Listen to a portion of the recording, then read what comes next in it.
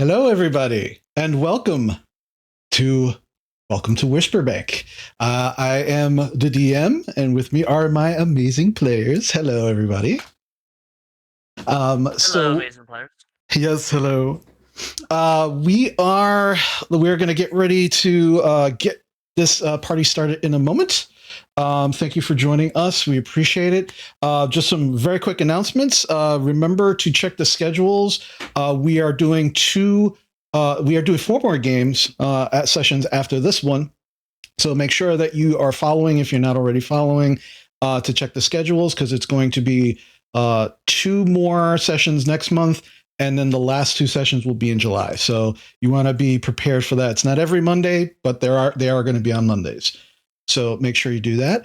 And we're just going to get the product placement out of the way. So I am wearing a Welcome to Whisperbank Prospectors t-shirt that you can actually find in our merchandise store. When you actually go, let's see, I'll put that up in the chat real quick. You can actually go into the merchant. Not only can you find the Whisperbank high school t-shirts and mugs, you can also find amazing t-shirts and other products with our characters, our amazing characters on them as well. Every single one of our characters has their own t-shirt, different colors, different sizes. In the next few weeks, we'll be putting them on different products as well. So you'll be able to do that. So make sure you just stop by and check them out if you are so inclined. And thank you to Isaiah Roa, who did an amazing job with this artwork. I mean, just phenomenal. You can find Isaiah Roa at Legend Lore. The O in lore is actually a 0. But you can find their information also in our About section if you're interested in commissioning him for his own work as well. So, but yeah, so those are the announcements. Thank you for joining us. And let's get this started as well. So, last time we got together, a number of interesting things happened. It's been, at this moment in time, 2 weeks since the murder of Glenn Sexton at the hands of a fellow classmate known as Loki to the authorities, Stephen Jackson. Students at Whisperbank High School are attempting to assimilate all that's happened, but it's a little easier for some than it is for others. All of you, but you bore some witness to the events of that evening, not understanding fully what had happened, and immediately after began to kind of piece together a little bit of what's going on, but still unable to really grasp why all of a sudden Loki, who was a strange individual to begin with, just out of nowhere seems to have just snapped and murdered someone. Sightings of Loki are still rampant, as the police have still been unable to find him. Ever since Roger Maynard gave a statement to the police last week about what he saw, many of the students who were at the party seem more at ease, as the eyes of Whisperbank's finest are no longer on them, at least for the moment. Even so, Loki has been seen all over Whisperbank. Some people saw him across the street from Need Pizza, the popular pizzeria restaurant in town. Others swear he was seen on the roof of the Jive. The new rumor is that he's living in the construction site of the new mall. Supposedly it was searched and ruled out. One place he hasn't been seen, at least by anybody we are aware of, is at the home of his girlfriend, Vanessa Graves. Mira, you and the band have begun the arduous task of keeping tabs on Vanessa, so you can turn in Loki to the police and hence begin your steady climb to fame and fortune. while Brett and Kira both have a number of classes with her throughout the day. Evenings have been spent walking up and down Vanessa's block, as Brett will not let you use the van. This was made easier with the dog. Beast was able to borrow his aunt's basset hound, Howie, as promised, and used him as a cover if anyone thought to stop you from walking up and down the block. Well, towards the end of last week, the cops did drive up and ask you all to stop harassing Vanessa, seemingly not at all fooled by your dog walking ruse. The only thing you knew for sure was that once Vanessa left school, she went home, stood there until the next day, and then did it all over again.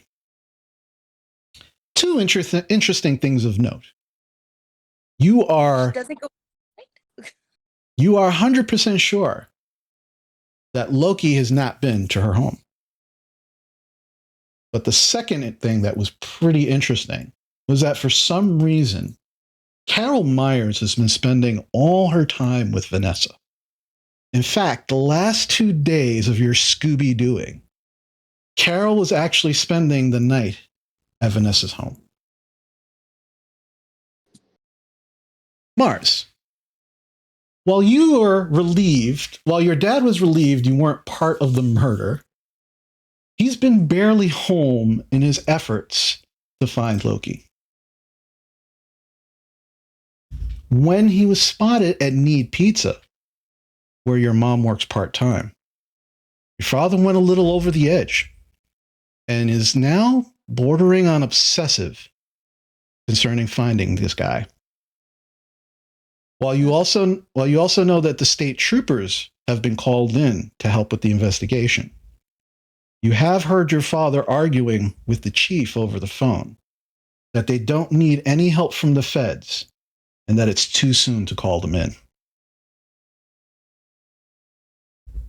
Amber, outside of your parents checking on you to make sure that you're dealing with everything as well as can be expected, life has been pretty much the same for you. The only big change that's happened has been that your brother Logan came home yesterday really excited. He quit his job at the messenger service Quick as Quick, and he'll be starting his quality assurance position at Penta Systems after school. He was very proud to show off his new work uniform, the signature black polo shirt with the silver embroidery and his new shiny work badge. He'll definitely be making a hell of a lot more than he made as a messenger. Diana, you've been struggling to get your newfound strength under control. While your control isn't perfect, you definitely feel like you won't be leaving handprints in metal anytime soon unless you actually want to. You haven't heard the voice since the bathroom incident, even though you've called out to it a few times.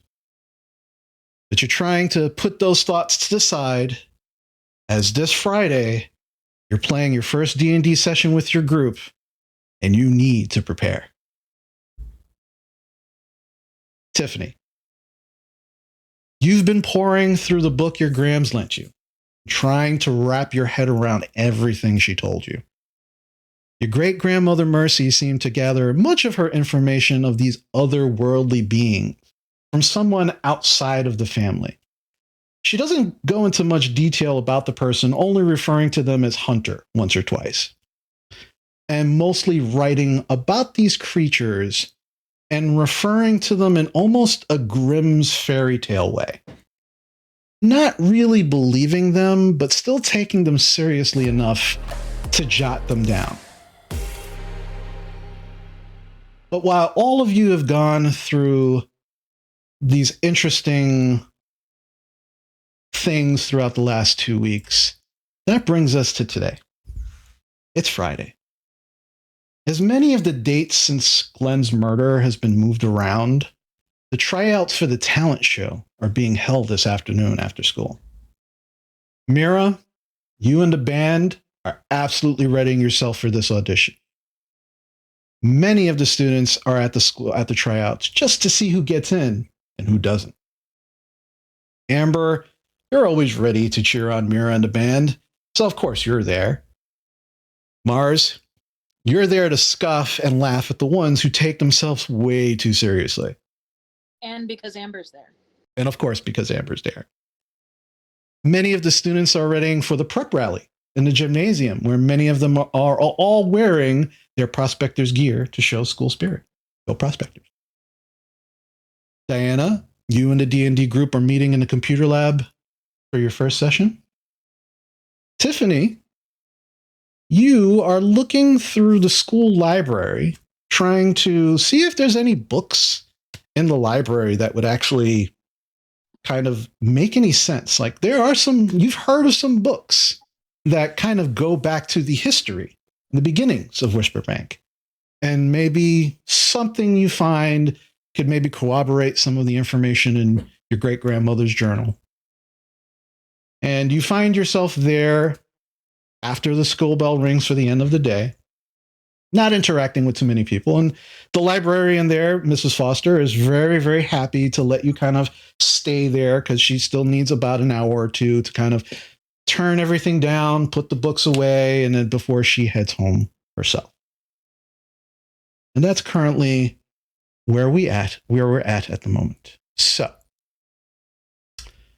Mira, you and the band are currently backstage in the auditorium. You can hear the crowd of students.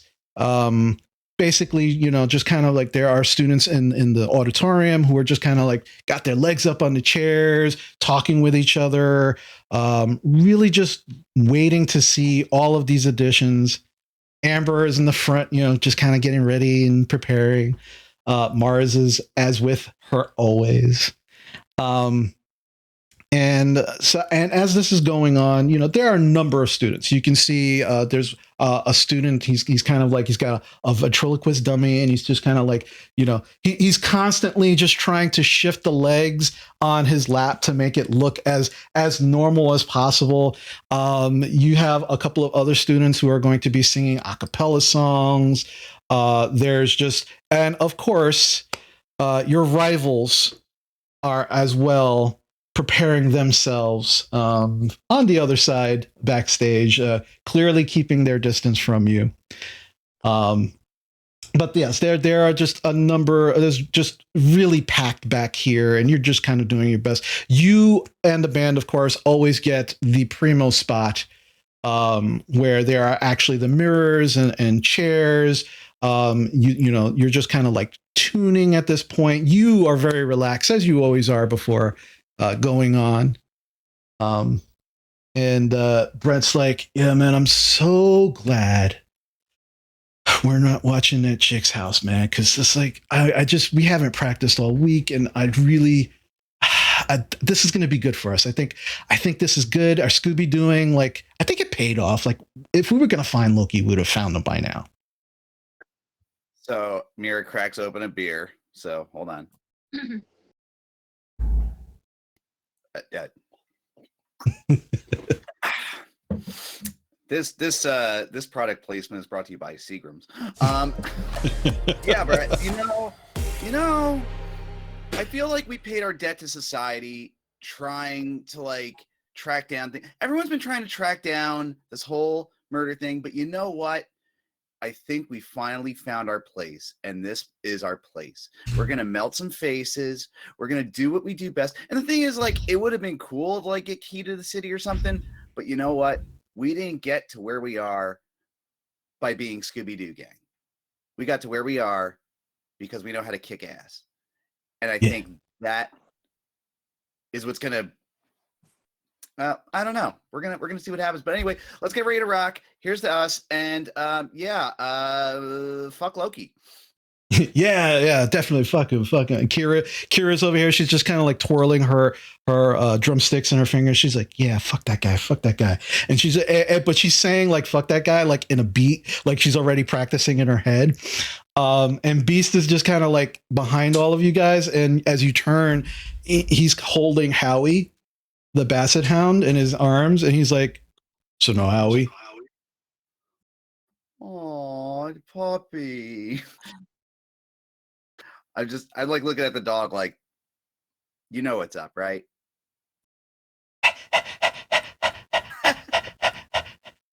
Who's your good puppy? Who's your good puppy? And I just start petting him. Yeah. And like, yeah, who's your good puppy? Beast is, Beast looks down. He's like, okay, I'll just tie him to the chair. Yeah. That reminds me. So we could totally do something to the cadence of Nazi Punks Fuck Off by Dead Kennedys. I'm thinking we do it a little bit of a mix with Ramones, only because I want to go hard and fast, because we know Blasted Soul's gonna do the whole like pouty like grunge thing, like meh, I wear a flannel shirt, meh. So we gotta definitely do the opposite of that. Yeah, I think that's perfect. So when we go on, I just start yelling like, coordinator, somebody, adult, when do we go on? you see this young girl, Jill. She comes running out, and Jill is consistently like, she's the person that she's in the drama club. She's like the stage manager. She's the person that's coordinating all the. She comes running up with a clipboard. She's got her hair back in a tight ponytail, and she's just kind of looking at all of you. She goes, "Oh yes, okay, Ignatius. All right, so you're on. All right, after you're fourth. So yeah, we got you on. You're fourth.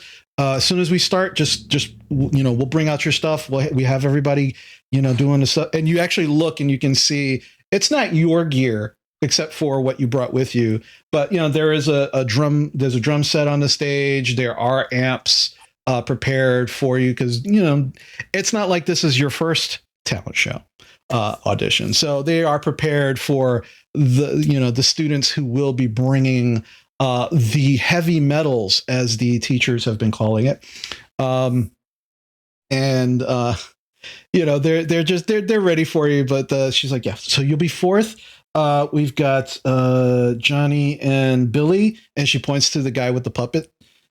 He's first, and then we've got Blasted Soul there on second. Third, we've got and she points to the acapella group, and then you're fourth. So right after the acapella group, that's when you'll be going on.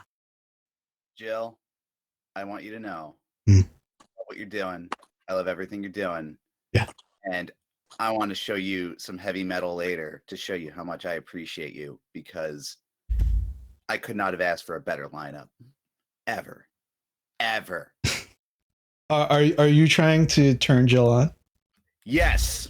Okay. 100%. I want this chick to understand that putting us at the bottom is the best thing she could have done, and I want to reward her for her service. I want the science kids to have their heavy metal group and name it like cadmium, chromium, thallium, and just be like, we're the heavy metals, And right after or the that, periodic tables. Yes, we bring the heavy metals. Yes. All right. Album has to be noble gases. All right. So Mira, roll 2d6 and add your hot to this. Ooh, I am so hot. Fuck. Okay. I'm adding 2, so it's a total of 9. Oh, that's a success. But that is a success with something on the side. So that means you can either get a string from Jill, or you can choose what you want her reaction to be to you kind of flirting with her, trying to turn her on. Well, what is it what are you trying to evoke from her that are you trying to make sure that she kind of keeps you in this lineup, or you want her to bump you up? What is it that you're looking to do? So basically, I'll take the string for the whole fact that I kind of want to like slowly indoctrinate her into my gang or my thing, possibly as a groupie. Okay, perfect. Yeah, so you gain a string on Jill. Just make note of that. And as you kind of tell her that, she's like, you see her blush a little bit, and she's like, well, I kind of move some things around. So yeah, I'm glad you approve. Do you need anything else? Do you need waters? Are you okay? Like, I just need you to do you, boo boo. okay. And I'm gonna do some stuff for you too. And that's gonna be my new song. Okay. All right. I'm a little busy, but if you need anything, just. Okay. Go. you put your finger on her lips, and she's just like. And she could smell the little bit of alcohol on my breath as I just go, be my leaf on the wind and go. Yeah, and she just kind of like blushes even harder and then continues to like make her rounds around to everybody else. So Beast kind of moves off to the side. He kind of ties Howie up to one of the chairs that's right by one of your tables. He's like, I'm gonna go get my bass out of the car. And he leaves. Kira's just kind of sitting there twirling her drumsticks. She kind of hit him. Brett goes with Beast because everything's in the van, so he goes with him to get his stuff as well. And as Jill rushes off, and you kind of take a sip of your beer, and you kind of turn around, standing right there, like very as like close enough to kind of also smell the alcohol on you, is Vanessa Graves. You didn't hear her, you didn't see her show up there.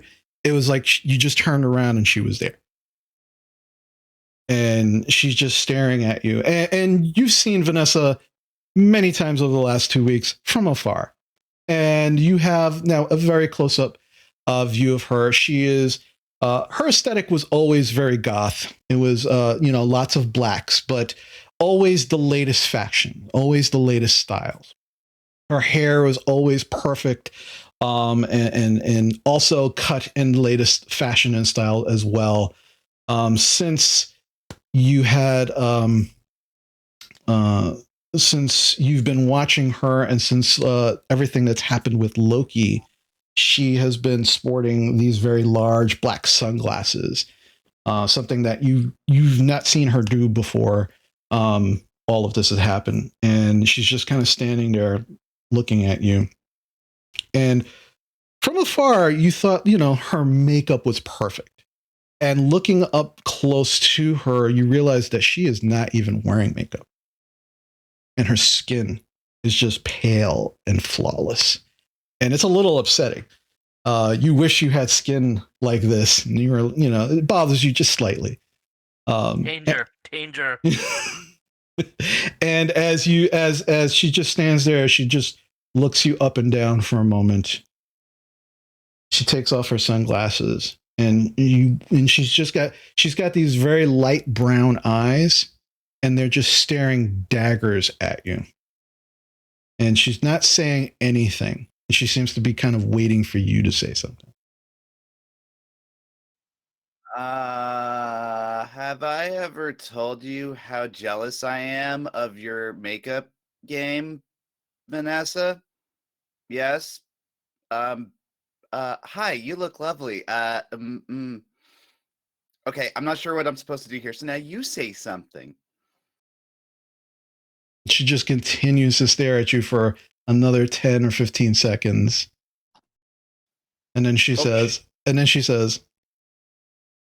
I want you to stay very far away from me.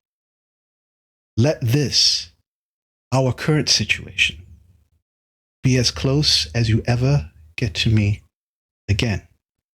Otherwise, I will make sure to press full charges against you for harassment by the local police. Do I make myself absolutely clear? As clear as your flawless skin, you weird psycho. And that's it. I'm going to leave it at. And bye. Have a nice day. And then I just start doing scales on my guitar. She kind of stands there and she doesn't move. Like, as you're doing the scales, she just stands there and continues to stare at you. And then slowly puts her sunglasses back on, turns around, and walks out of the backstage. Are you sure she doesn't do a bat and fly away? Gee. Kira the whole time has just been kind of like she stopped doing everything and was just watching everything. And she goes, "Holy shit, you think she saw us?" I'm gonna say a big affirmative on that one, Kira. Fuck. Don't mind me as I just drink my feelings right now. Drink my feelings. Feelings are valid. I don't think we're fucked, but that was kind of scary. Yeah. Like, where the fuck did she come from? Like Bruce and Britt just left. Like, what the fuck? I mean, you were looking behind me, right? Like, I didn't see her. Well, no, I wasn't looking behind you. I was just kind of like practicing, and then I heard her talking to you, but I didn't hear her. Like, what the fuck? You know, it's probably all the people in here. It's just we didn't hear her. Like, it's just yeah. I know we're hardcore, but that bitch is fucking on another level. That's some weird shit. Like, He's the one leading the heavy metals. She needs her own band with hookers and blackjack. Oh God. So we're gonna stay very far away from Vanessa because I don't even really think she's gonna go to the police. I think she just might kill us. Yeah, I'm just like, I'm so over being harassed by the pigs. Like, I'm just, yeah. The more we stay away from her and no longer get harassed by the cops, I'm so happy with that. So yeah, absolutely. Yeah. We did our due diligence. We earned our citizenry stickers for the day. Let's just focus on music and getting drunk because I think that's a solid life choice for us, and I think it's a solid beneficial thing for everybody who's going to be watching us. And yeah, I agree, and we need to make sure that we tell Bruce and Brett because they ain't see the shit. They ain't gonna believe that. Yeah, I'm kind of surprised the dog didn't like smell her or something. So I'm just gonna keep drinking. Yeah. So you keep drinking. Eventually, Brett and Bruce come back, and Beast come back. They have their gear. You fill them in on your interaction with Vanessa, and Brett's like, "Oh fuck, man! Listen, my dad says if the cops call the house one more time, like I'm gonna be grounded like fucking forever. But yeah, let's just stay away from that crazy bitch." Yeah, I considering like, you know, so you have the van and everything, we can't now we're like tipping the scale of like pros and cons, as they say, of possibly find a murderer, but at the cost of your van, our band, us partying, and possibly going to Hollywood. So yeah, I think I'm not good at math, but I think I can, like, you know, basically balance the checkbook on that one. I agree. Let's just call it quits. We did our what the fuck does my dad call it? We did our due diligence, right? Yeah, that's right. And it's gonna be our new song title after we nail this audition and get into the battle or talent show, whatever this is, talent show thingy, and we're gonna win. And yeah, that's gonna be like, that should be like our flagship song off the new album. I think I'm gonna work on that tonight. I'm gonna write that. I'm writing that down. Perfect. All right. Beast kind of like, he starts looking around.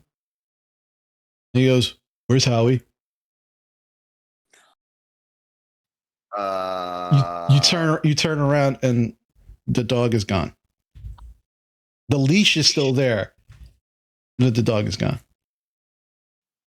www.doesthedogdie.com, Chris. I will say no. Oh my Just, god. just, Thank you. but the dog is not there. Oh my god. Do not make me cry over a fictional dog, Chris. No, the dog does not die. I'm telling you all right now, and this is not like I'm going to change it and be like, ooh, what a twist. I'm not doing that. The dog does not die. Does it get We hurt? will find you, Chris. I understand that. I am well You have to run aware. far and fast. I am well aware. So I think we're gonna go try to find the dog. Maybe. I think we got a couple of minutes, right?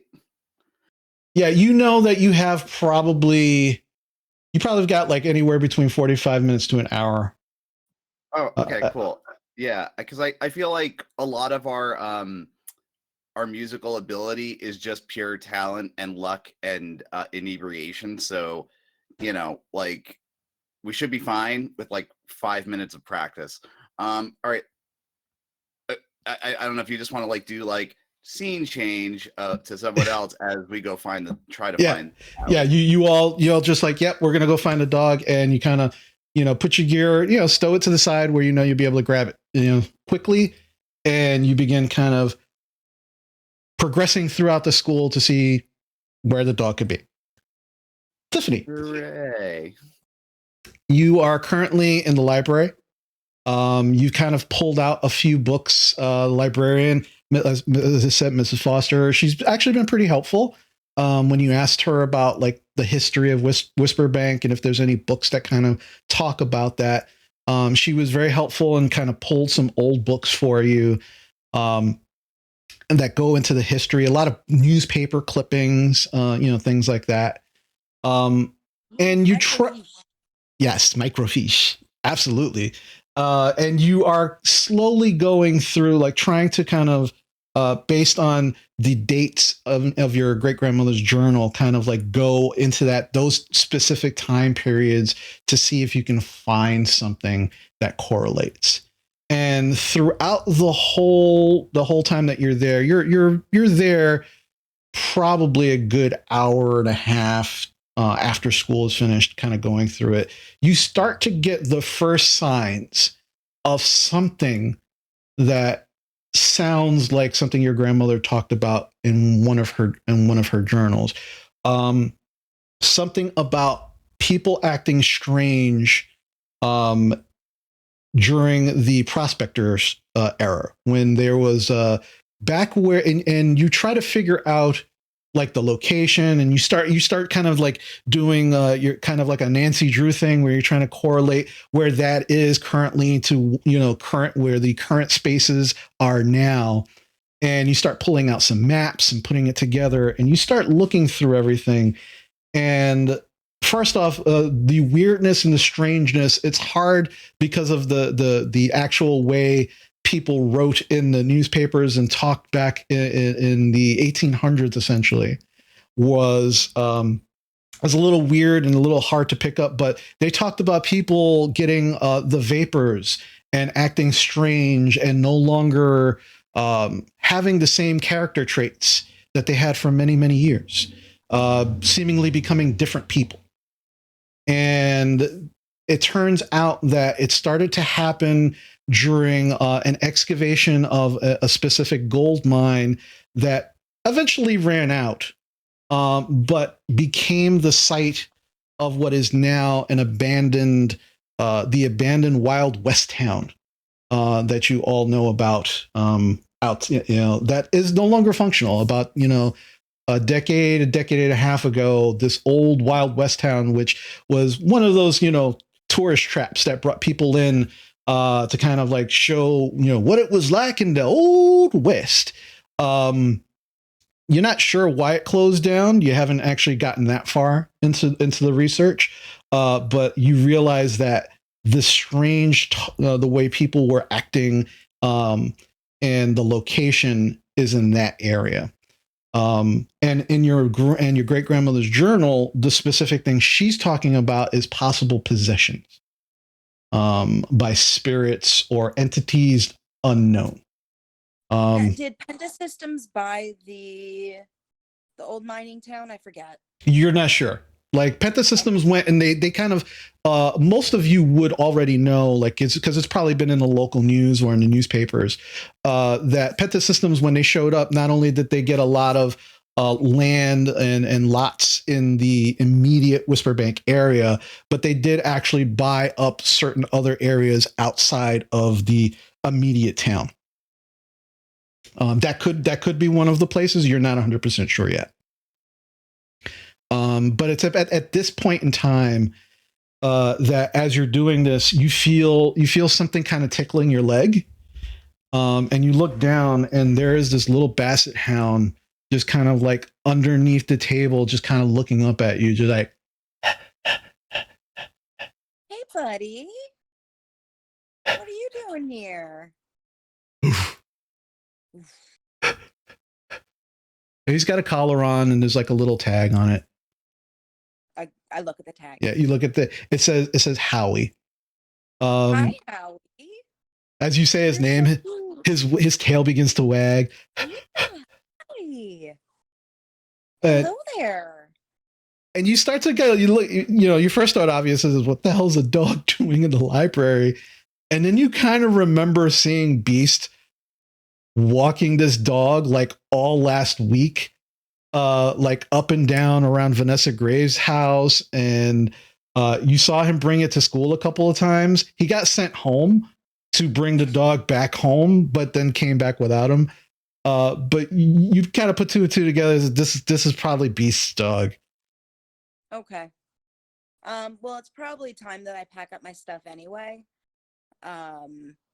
So do I need to make any copies or anything? Have I been making copies as I go? Yeah, you've been making copies, and normally like they've actually set it up with like, it's only like 5 cents for like 10 copies. But Mrs. Foster, she didn't care. Use the faculty. Yeah, she's been really good about it. Not a surprise. Yeah. I'm a good girl. So, yeah. So you have Howie. You start packing up your stuff, and you begin to make your way out. Yeah, before I pack up my stuff, I look to see if I have any like cookies or pretzels or Cheez-Its, like little snack bag to lure the dog if the dog has decided he doesn't want to come with me. Yep. Oh yeah, the dog. Yeah, you easily enough you have some snacks in there, and the dog after every time you say his name, he seems to get excited and then does follow you. Hello, Hal.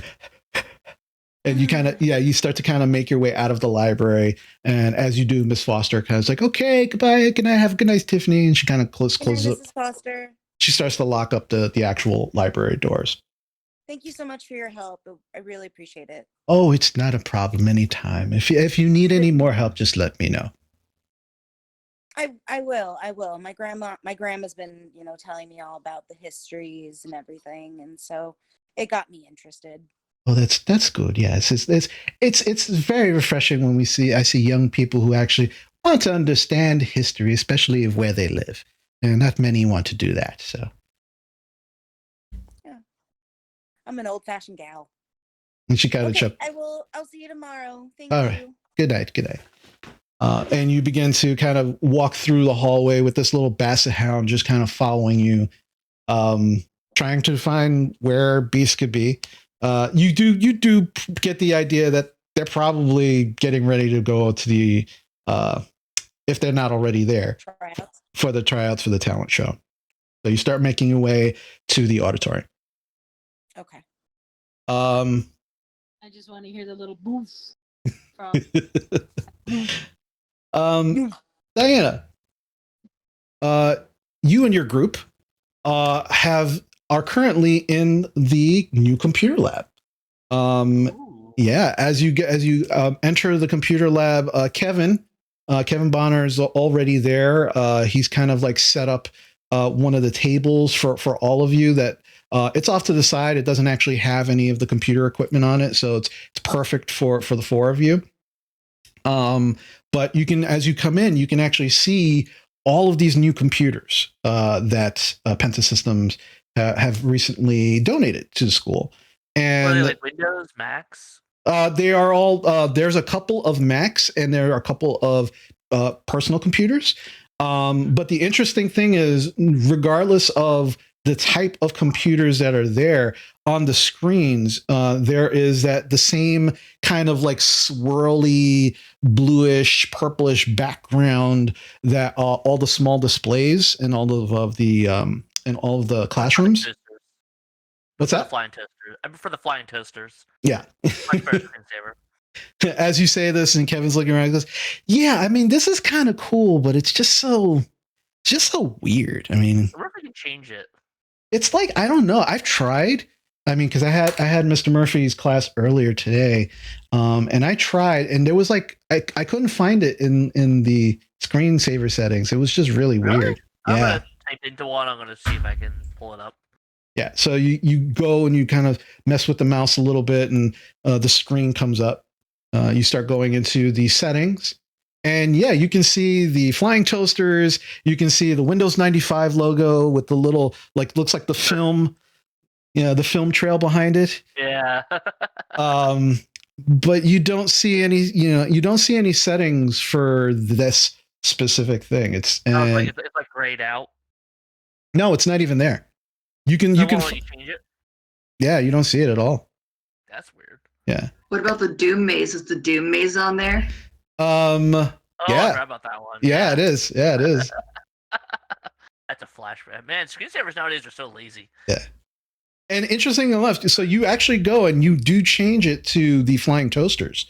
And you put it on, and as you walk away, and then this about a minute or two goes by, and then the screensaver pops up, and you see the flying toasters just kind of randomly going through, and then eventually the screen goes dark, and then the swirly blue and purple comes back. And Kevin just shakes his head. He says, "See, I told you. It's like weird blue pudding. I don't know what the hell it is. It's very forceful advertising, I guess."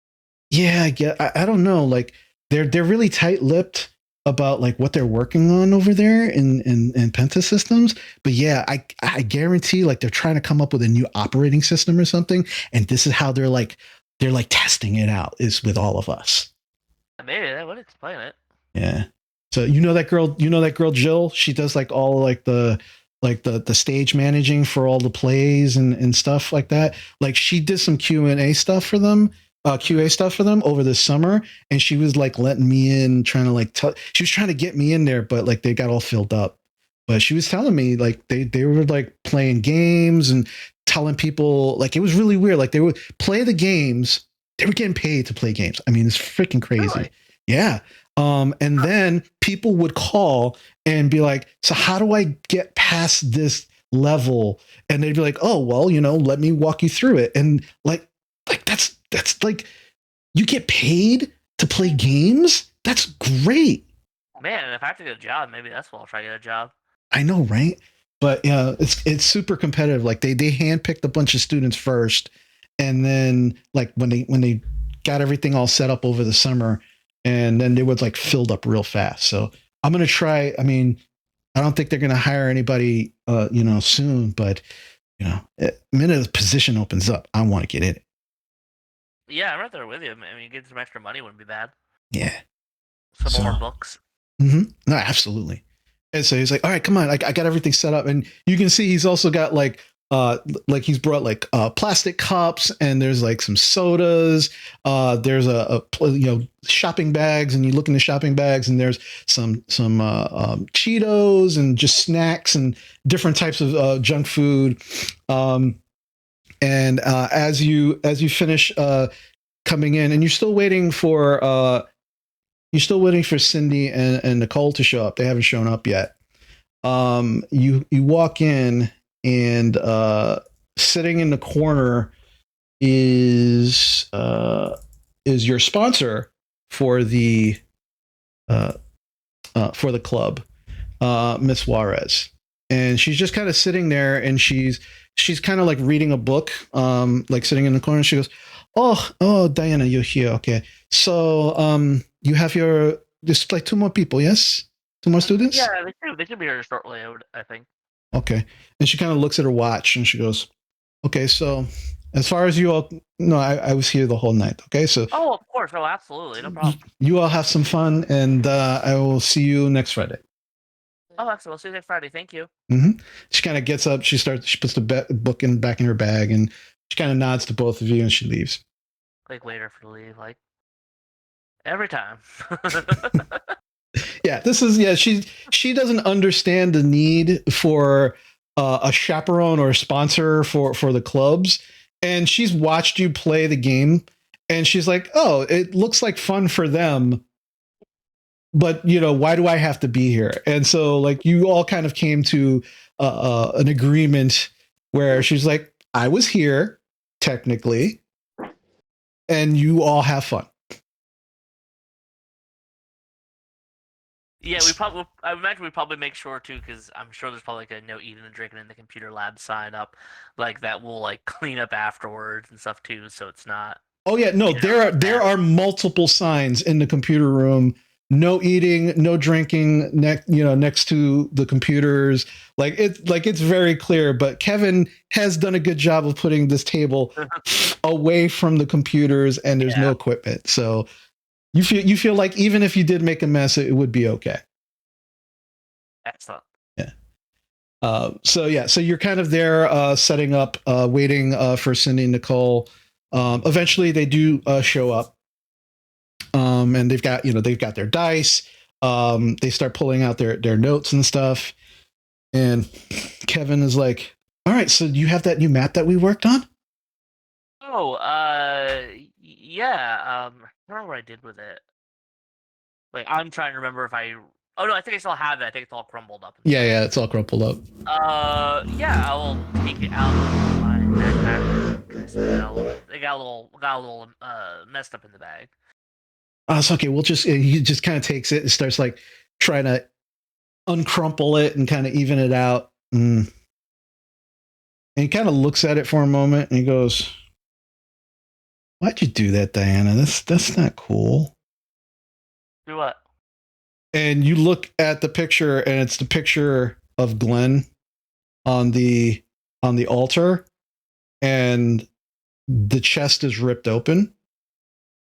And you can actually see ribs. And it looks like there are bite marks along the legs and the side of the face. Yeah, I guess it does look a little like him. Jeez. Let's maybe we should use a different map. I'm gonna go to like try to crumble it back up again. Yeah, that's not. Yeah, that's I not. I don't know how that happened. I'm sorry. I didn't even see that till just now.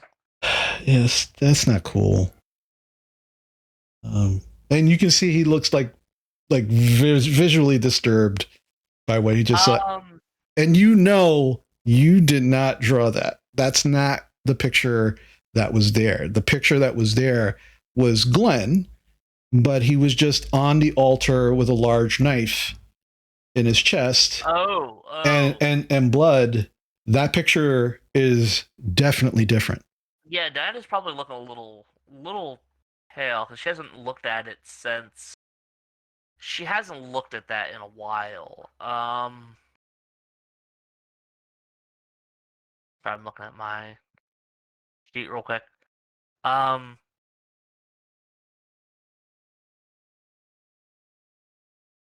I'm blanking. I'm trying to think of a way out of this.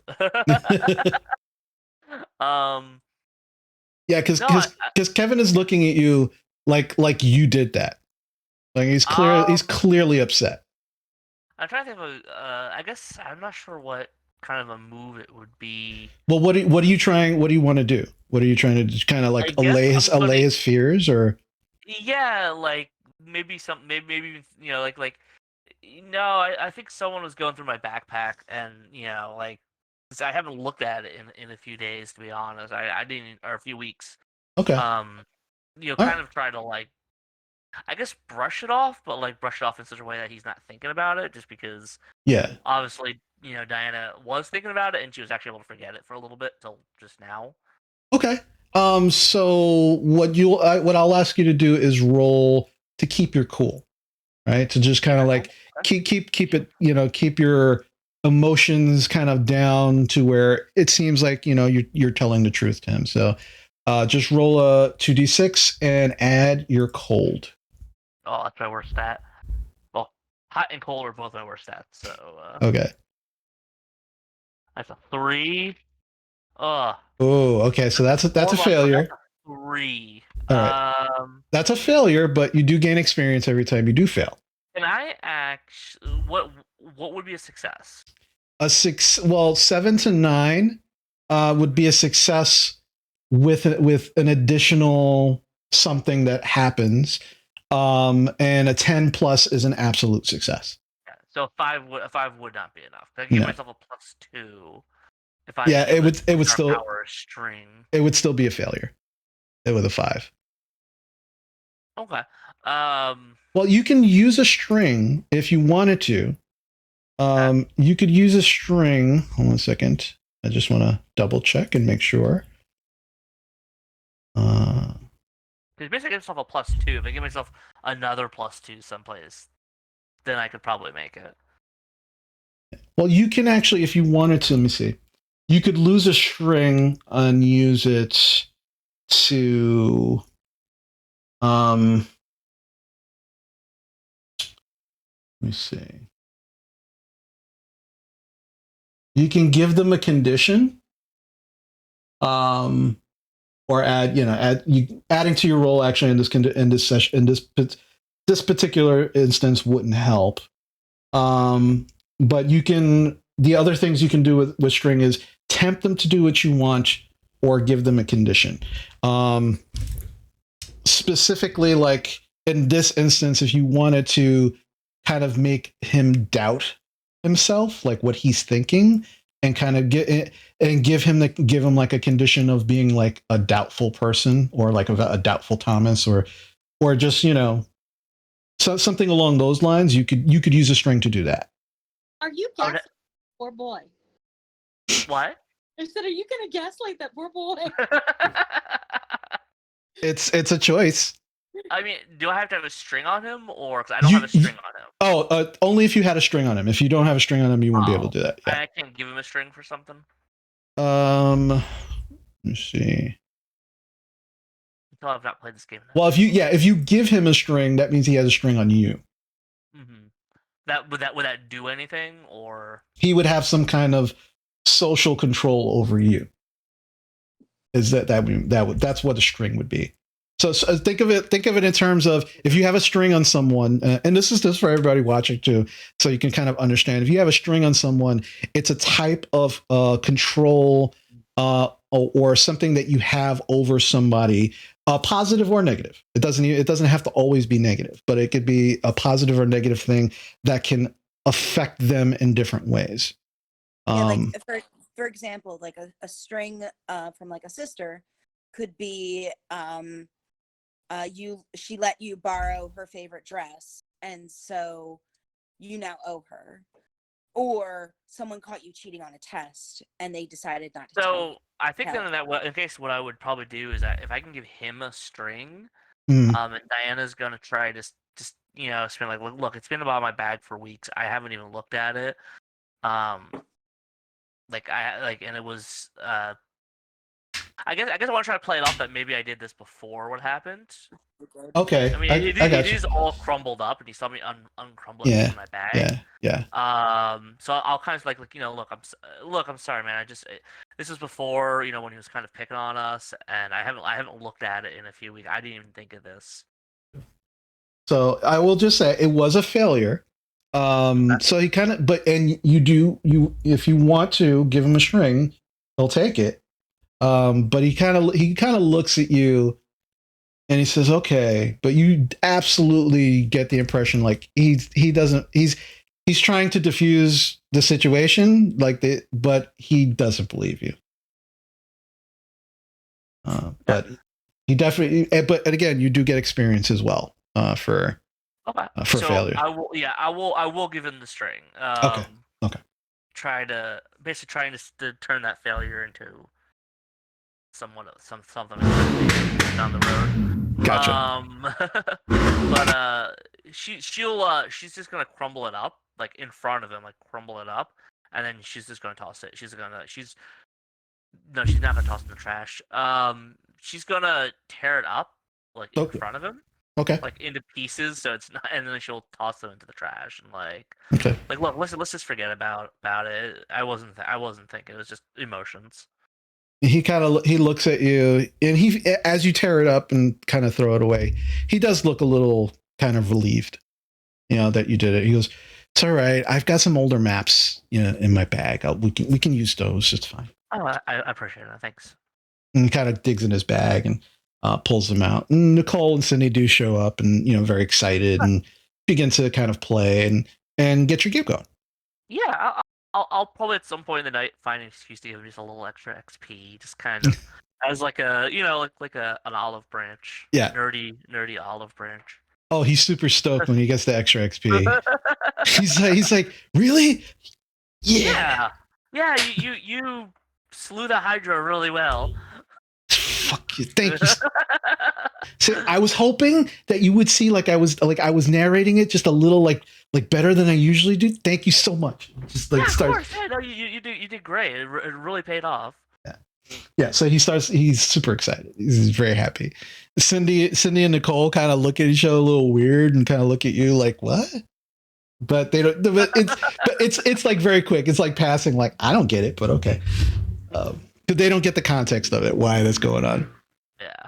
So, all right. So Amber and Mars, you just saw the shittiest ventriloquism act you've probably ever seen, if you've ever seen it. Touted as the best ventriloquist in Whisperbank High. It's probably the only ventriloquist in Whisperbank High. So technically correct, but still terrible. I mean, he wasn't that bad, Mars. Yes, he was. Yes, he was. I saw his mouth moving the whole time. It was terrible. Do not try to pretend. I know you're gonna make it all cute and because you're just so flippin' cute, but come on. It was bad. Yeah, it was bad. It was bad. Yeah. Torture. Yeah, it was super bad. Like, he wasn't trying to not move his lips. He was trying to put the mic in front of the face of the puppet so you couldn't see his face. But it was terrible. Like at one point he just like lifted his leg as far up as he possibly could. Like it was bad. And for some reason they just let him do it. Like they didn't even stop him halfway. They let him get through his whole bit and then be like, all right, thank you very much. We'll let you know. And somebody needs to get me one of those giant hook things. Like at that Apollo, just, I'll stand off the side. I will pull people off. I will pull people off. Okay? But we'll look into getting you one. I think they're called shepherd's hooks. I'm pretty sure we can find them at Kmart. Okay, call me Bo Peep because I'm going to pull people off. I'm just saying. All right. At this point, as the ventriloquist, and people are throwing like pieces of paper at him, and just people are just outright just laughing, but not with him, definitely at him. And some of them like are hearing what you're saying, Mars, and they're just like, fucking yeah, big ass crook, man. Just like, oh, they should have did that shit like 20 minutes ago. But totally agreeing with you. And at this point, you can actually see the 3 band members of Blasted Soul begin to come up on the stage and begin plugging in all of their equipment. The lead singer, Mike Bacall, he kind of comes up and they all very much have that grunge Nirvana aesthetic. going. Mike had grew out his hair over the summer, so it's like kind of like half of it is covering one eye, and it's just kind of like hanging down. And he just like kind of walks up to the mic, and he kind of looks at to see if everybody's ready, and they just kind of like nod to him, and he just kind of comes up to the mic.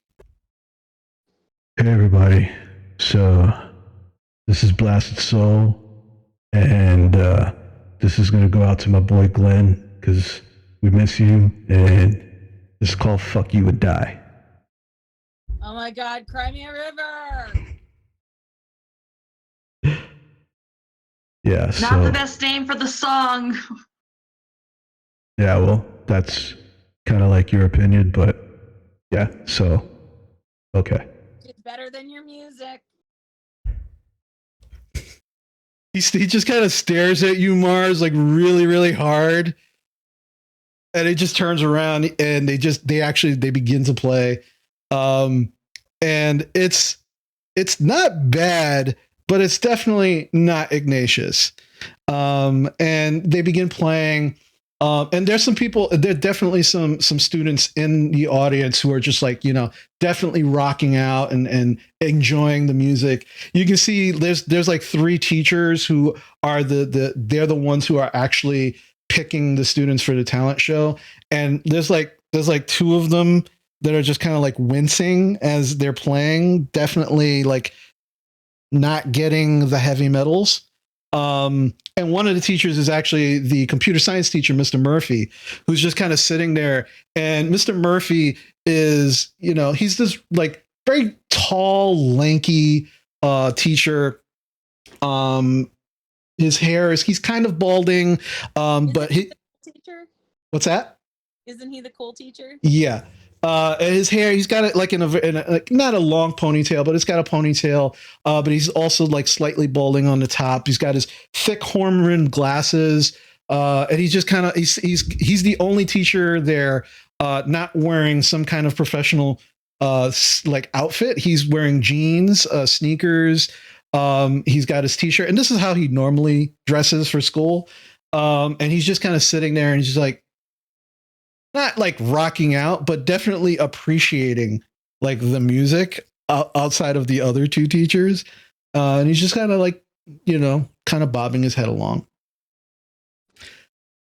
It's about halfway through the set that, and all of you experience this all at the same time, that the power completely goes out.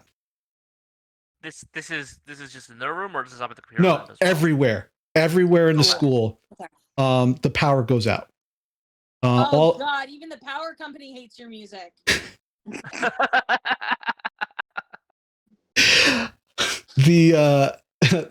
Once the power goes out, all of the lights go out, and immediately the emergency lights, you can hear the as they kick on, and the emergency lights go on, and some of the students are like, "Oh man, what the hell? What's going on?" And the 3 teachers. Thank you, power company. Thank you for saving us from that horrible experience.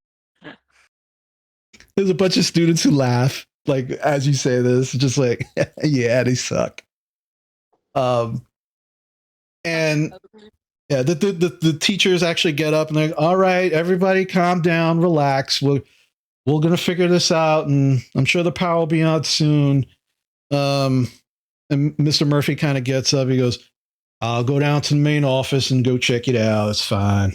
Everybody just relax and don't give them no shit. And he kind of motions to the other 2 teachers. And he begins to kind of walk out of the auditorium. And it's at this point, maybe about like a minute or 2 after Mr. Murphy has left, and some of you are just kind of like wondering like what's going on with the power, that you hear the public address, the PA system go on. There's that like that whine sound as it goes on, and you all begin to hear a voice over the PA. It's a familiar voice that you haven't heard in about 2 weeks. It's Loki. Vanessa Graves, I know you're here. I'm going to find you. And you can't leave. Everyone else, stay where you are, and you won't get hurt. No one is coming to help you, Vanessa. No one. And then you hear the PA cut out. What the hell was that? Oh, Amber's going to no, stand you up. did not just tell me what to do. Mm-mm. Amber's going to stand directly up. Like hell, no one's going to help her if you're after her. I think upstairs, Diana's gonna like reach for like I don't know, Cindy probably, because Cindy and Diana seem to be getting really close, and we'll like kind of just grab her hand real quick and give it like a squeeze. Yeah. There, and everybody's like looking around. There is absolutely this feeling of being freaked out right now. There are a bunch of like, you can see some of the teachers like trying to calm some of the students, and there's some other students who are just like, is that fucking Loki? What the hell? And like just talking to each other. But you all heard that over the PA system. Amber, honey, I know you want to go look for Vanessa. If you want to go look for Vanessa, I'm coming with you. You're not going by yourself. Then yeah, let's do it. Also, Mr. Murphy's up there. Like he went to the front office. He's probably in the same vicinity as him. Well, then we got to go help Mr. Murphy. The school would be a nightmare without Mr. Murphy. All right, but we have to find Vanessa. Yeah. All right. So Amber, you and Mars immediately like you get up and you begin to make your way out of the auditorium. As you do, one of the teachers, Mr. Wright, not any relation to you, Amber, but he's like, please, like stay here in the auditorium where it's safe. And I'm sure this is just some kind of like not funny practical joke, but just let's all stay Wright? Together. Mr. Yes? Wright, I'm really sorry, but I have to go to the bathroom. Do you have to go together? Yes. Do you want me to go by myself? There's a psycho out there. Look, you go to the one, it's right outside the door, and you come right back. Amber's gonna look at him like dead in the eyes, be like, "You're not my real dad," and then walk out. Yeah, what she said. Yeah, and you just kind of like you both bolt out of the door as quickly as possible before there's any kind of like, what did she say? We rolled out the door holding hands, like we're just. Yes. And not like cupped hands, like fingers laced. Because that means something different. Nice. No, nobody can tear us asunder. Yeah. All right. Level 5 repeats. Yeah. So Amber and Mars, where do you want to begin your search for Vanessa? You said you were making your way to the main office, or for Mr. Murphy, or are you going to go for Vanessa? What was it? Which one is it that you're going to do? Do we want to go just check on Mr. Murphy really quick, or do we want to go search directly for Vanessa? Well, I mean, Mr. Murphy said that he was going to go down to the front office, and if Loki was on the loudspeaker, then he was probably already there. So, if Mr. Murphy came into contact with him, there's not much we can do for him. So let's look for the potential victim that is not hurt yet. Hopefully, we shall see. Alrighty. So where would we be able to find Vanessa? I do not know, but if she's somewhere in the school, we've gotta just find her. Let's you do. I can say that you do know that there are other students, not just in the auditorium. There are students in the gymnasium preparing for the prep rally. So that might be a place that you want to go to check first. Yeah, but does she really strike us as the type of person who would be there for the pep rally? I mean, she's all goth and stuff, so I would say that she'd probably be. Yeah. I'm gonna talk to a little voice in my head. Okay. What do you want to know from the little voice in your head? I'm going to give a description of Vanessa and see if they can give any kind of direction of where she may have been if they were floating around and had seen anything. I'm assuming that Mars is used to her talking to herself at this point. So. Kind of. Yeah. All right. So this is going to be you gazing into the abyss. What do you do to prepare yourself or to actually kind of connect to the voice? So people from the outside would be seeing her like kind of just stopping and like smiling and humming to herself a little bit and doing like a little bit of a twirl. Okay. All right. As you're doing this, you're kind of like getting into that in your mind, you are picturing an almost alien type of forest with super vibrant greens and colors that are difficult at best to describe in actual terms. Mars, you do see her kind of begin to slightly glow. So it's kind of like this. It's like this kind of. It goes into this deep orange, slightly blue glow. This color that just kind of starts to emanate off of her. I'm going to need you, Amber, to roll 2d6. And you are going to add your dark to this. All right, let me find that on my sheet. All right, so dark, right? 2d6 plus my dark. Yes.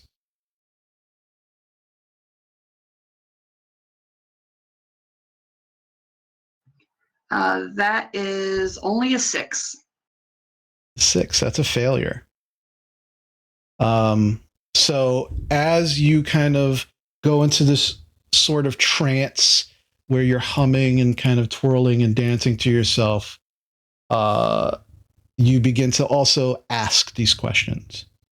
And as you do, you start to get these almost painful impressions in your mind, just of nothing specific, but of violence, of blood, of pain, just kind of like almost like a movie screen moving at 10 times its speed. Just you can't see exactly what these things are, but you can experience them in the after effect of them, and it's just horrifying. And immediately you're hit with this intense cold, which drops you to your knees.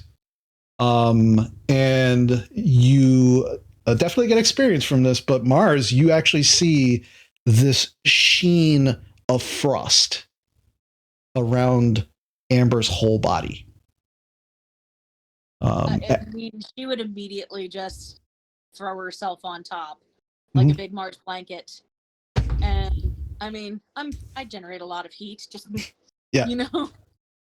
Yeah, and as you do, and very almost as quickly as it comes, it does begin to kind of melt, and you are now a little damp, all over.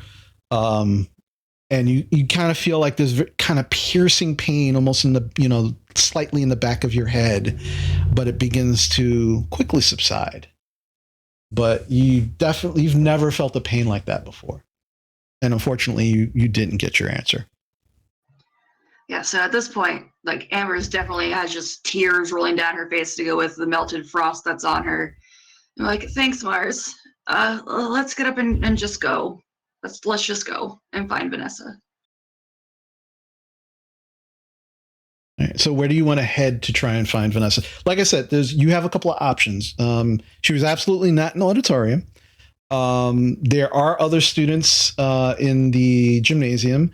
There are probably some students in other places of the building as other clubs are actually going on currently. My instinct says check the girls' bathrooms. Yeah, my instinct would be someplace that would be solitary, like under the bleachers, bathrooms, someplace where she can be by herself. Stairwells as well, because she was found with Loki in them. Yeah. All right. So you begin your search for Vanessa, kind of going through the girls' bathrooms. First, the first couple of bathrooms you check, you don't actually find her, but you continue to make your way throughout the halls and doing that. And as this is going on, you don't see anybody in the hallways. Like you two seem to be the only ones at this moment, kind of making your way through the hallways. Tiffany, you are making your way through through this hallway. Howie is kind of following you and kind of watching you. All of this has happened. And you heard Loki's voice clear as day over the loudspeaker. What would you like to do at this moment? What floor am I on? You're on the first floor. There's 2 floors to the school. And upstairs on the second floor is mostly like where some of the art studios are. That's where the computer lab is on the second floor. Any classrooms that require large spaces are up on the second floor. The other classrooms are all on the first floor. So you currently, Tiffany, are on the second floor because that is also where the library is. Okay, so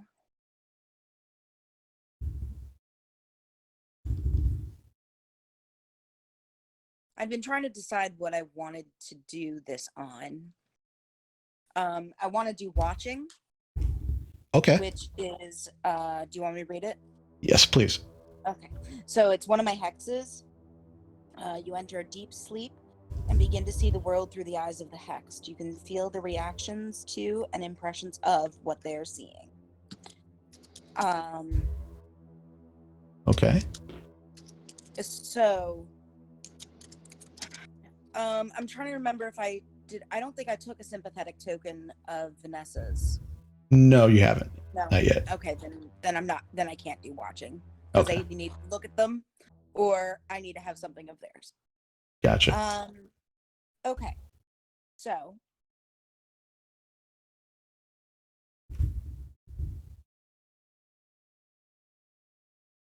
Okay, so I'm just gonna continue walking towards the auditorium where presumably the talent show is taking place. Okay.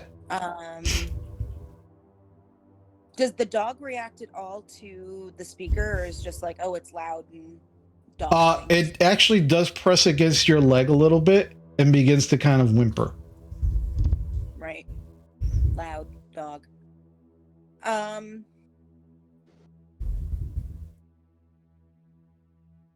What do I know of Vanessa? Do I know anything special about her other than that she hangs out with Loki all the time?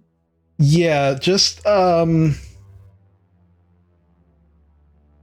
specifically, she was Loki's girlfriend for almost as long as he's been in the school, which was like only the last 2 years.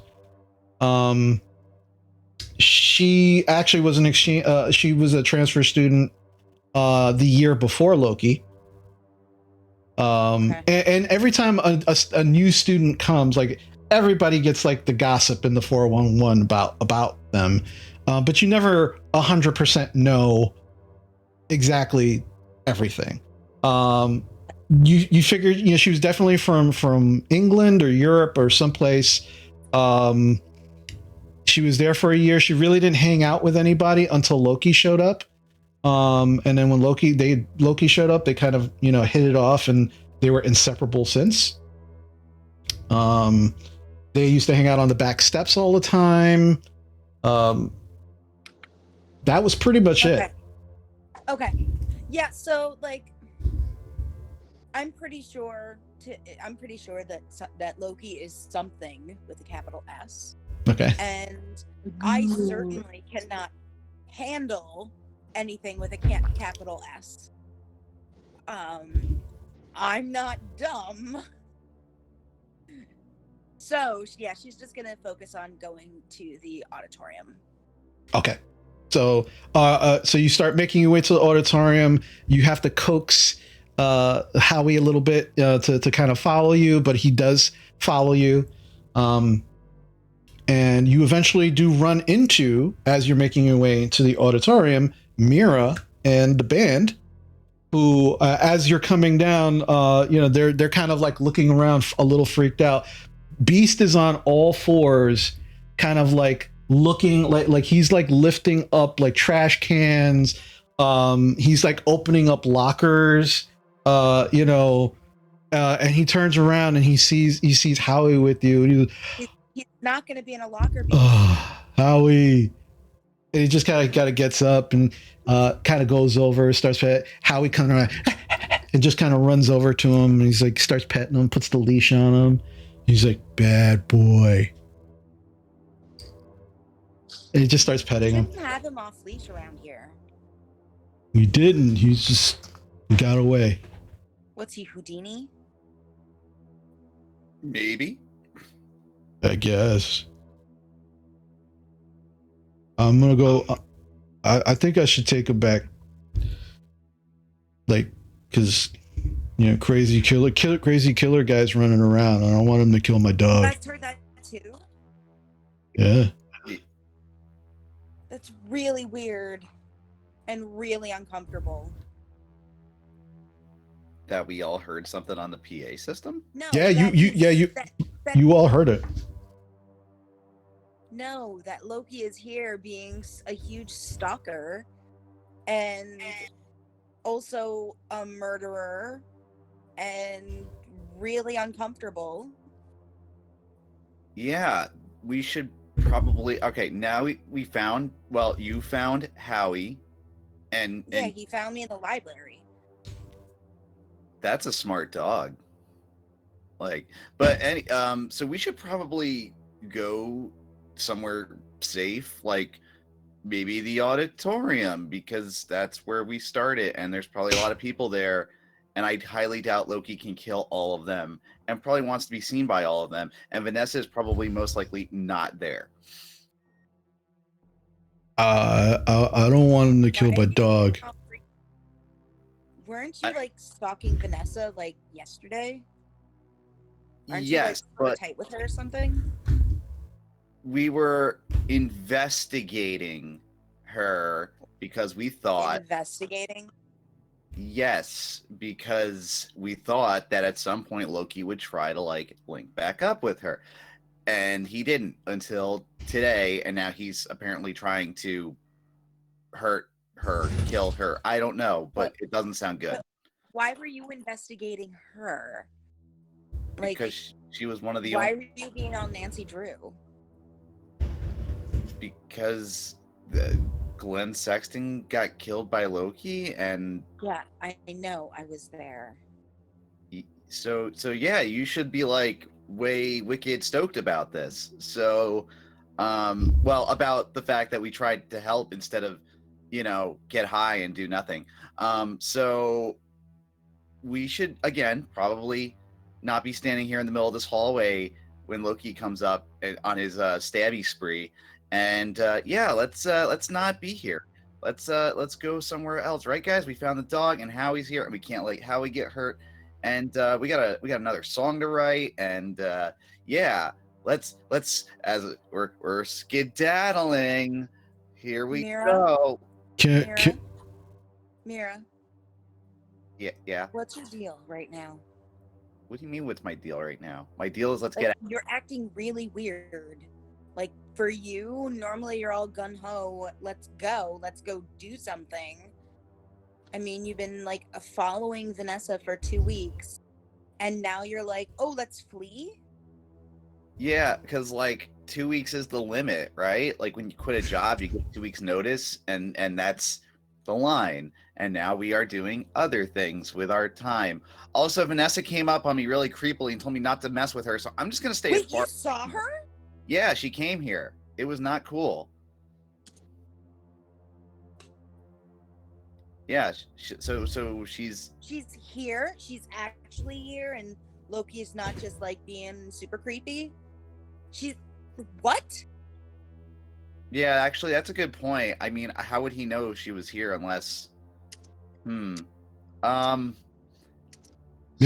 Maybe we should take Howie home. I like that idea. I like the idea of not being here. I also like the idea of possibly being able to try to call the cops so that way they can come here and shoot Loki. So like, why don't you just go to the phone in the main office? will the phones work on emergency power? I don't know. I'm assuming that like phones aren't attached to electricity, dummy. Well, how would I know that? And she does kind of have a point. Into a wall. They don't get plugged into an outlet. They go into a phone jack. Okay. Tiffany spins around and starts walking to the main office. Okay. Because clearly these guys are just chicken. Wait, where are you going? Where are you the going? Main office. You can't go alone. That's where Loki was. Oh my god. So we should follow her? I mean, Tiffany, on a scale of 1 to 10, how much do you not want to get stabbed? 10. But if he's looking for Vanessa, he's not in the main office anymore, dummy. We should probably still go with her. Okay. And you watch as Beast kind of like zips up his torn sleeved Letterman's jacket and kind of shoves Howie in halfway, so his kind of head is kind of sticking out, and he's like, yeah, you be safe there. All right, let's go. Howie's the priority, so if it gets really bad, just run with him. I'll take Howie home if it gets bad. Yeah, I want us to be known for saving a dog's life. Maybe that'll get us key to the city after we're dead. Okay. Why would you want key to the city? I don't know. Maybe that would boost record sales when we get famous. I things, social things, socially. I didn't do well in science. Okay. Brett kind of says, he kind of like, look, Mira has a point. Like, you shouldn't go by yourself. So let's all go together. And she's walking. She's gone. Like, oh, yeah, whether or not they're walking with her. How did she move so fast? How does she walk so fast? Wait up! Yeah. All right. And so now your group is actually making their way to the main office. Okay. Diana. You're kind of like all like kind of looking around. The emergency power has come on. All of the computer screens has kind of like turned off. The small like scheduled display screens have also kind of like shut off as well. And you're all kind of like waiting there in this kind of like semi-dark room for a moment. And it's starting to get dark outside. There's still some light, but it's slowly beginning to get dark outside. So the light coming in through the window is beginning to fade. And Kevin's like, that was fucking Loki. What are we gonna do? We there's no lock on the door. Like, how do we? Like, we need the key. Mr. Murphy has the key. So when the lights go off, so she reached for Cindy's hand. She's probably still holding Cindy's hand. Mm-hmm. She gotta think about it. Is there a phone in the building? You know, like how my high school, like near the cafeteria, we had like a row of like payphones. Yeah. Is there a payphone anywhere? The nearest payphone is actually right outside in the front of the school. There are like these phones that are interconnected with other classrooms, they're kind of like in a small box on the side, like next to the teacher's desk. But they don't have an outside line. And usually if anybody had to call outside, they either went to the payphone out in the front, or they went to the front office to ask them like if they can call their parents or, whatever. And Loki's in the front office if he's using the PA system. As far as you know. What floor are we on? You are on the second floor. So I think she's like, all right. So here's the plan. I'm gonna try to get down to the payphone, so I can call the police. Is there like a table the table that we're using? Move the table that we're using and move it in front of the door. Okay. So Cindy kind of squeezes your hand, and she's like, "Yeah. What are we doing first? Are we moving the table, or you shouldn't go out there by yourself? That's crazy. If there's too many of us, we're more likely to be spotted. But you can't go by yourself." I'll be fine. And Nicole's like, "No, Diana, that's dangerous. Like, I mean, he killed that guy. Like, you hurt him. As long as we like stay here, we'll be fine." I'll stick to the back stairwell. And Cindy's like, "No. If you're gonna go, I'm gonna go with you. Like, I'm not letting you go by yourself. I'm not letting you go by yourself." You were all staying in here, and that's final. Kevin's just like looking like he like conflicted. He just doesn't know what to do or say at the moment. He's like ready to push the table and then stops and then get ready and then kind of stops. He's like, Can I try to I guess shut them down, like just to say like, all right, this is what we're gonna do. I guess it would be shutting them down. Yeah. This is what we're gonna do. No, absolutely. So this is gonna be 2d6 and plus your cold. I'm gonna add 2 to this roll by giving the dark power a string on me. So okay. I guess just basically trying to call in the dark power to like magically enhance what I'm saying. Okay. So that's 2 minus 1, so that's plus 1. Ooh, So that's a base 9 plus 1. That's a 10. That is a success. All right. So as you kind of feel this almost surge of energy kind of enter you, almost just kind of like all around you, you kind of feel this cold energy kind of rush up from your stomach all the way up to your throat, and you can feel it kind of in your mouth.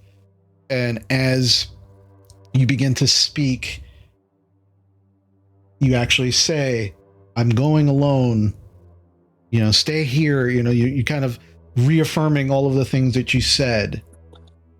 And to you hear your voice with a slight echo, as if there's another voice saying the same things behind it. And as you finish kind of saying that, you watch as both Nicole and Kevin's eyes kind of like go slack a little bit. Mm-hmm.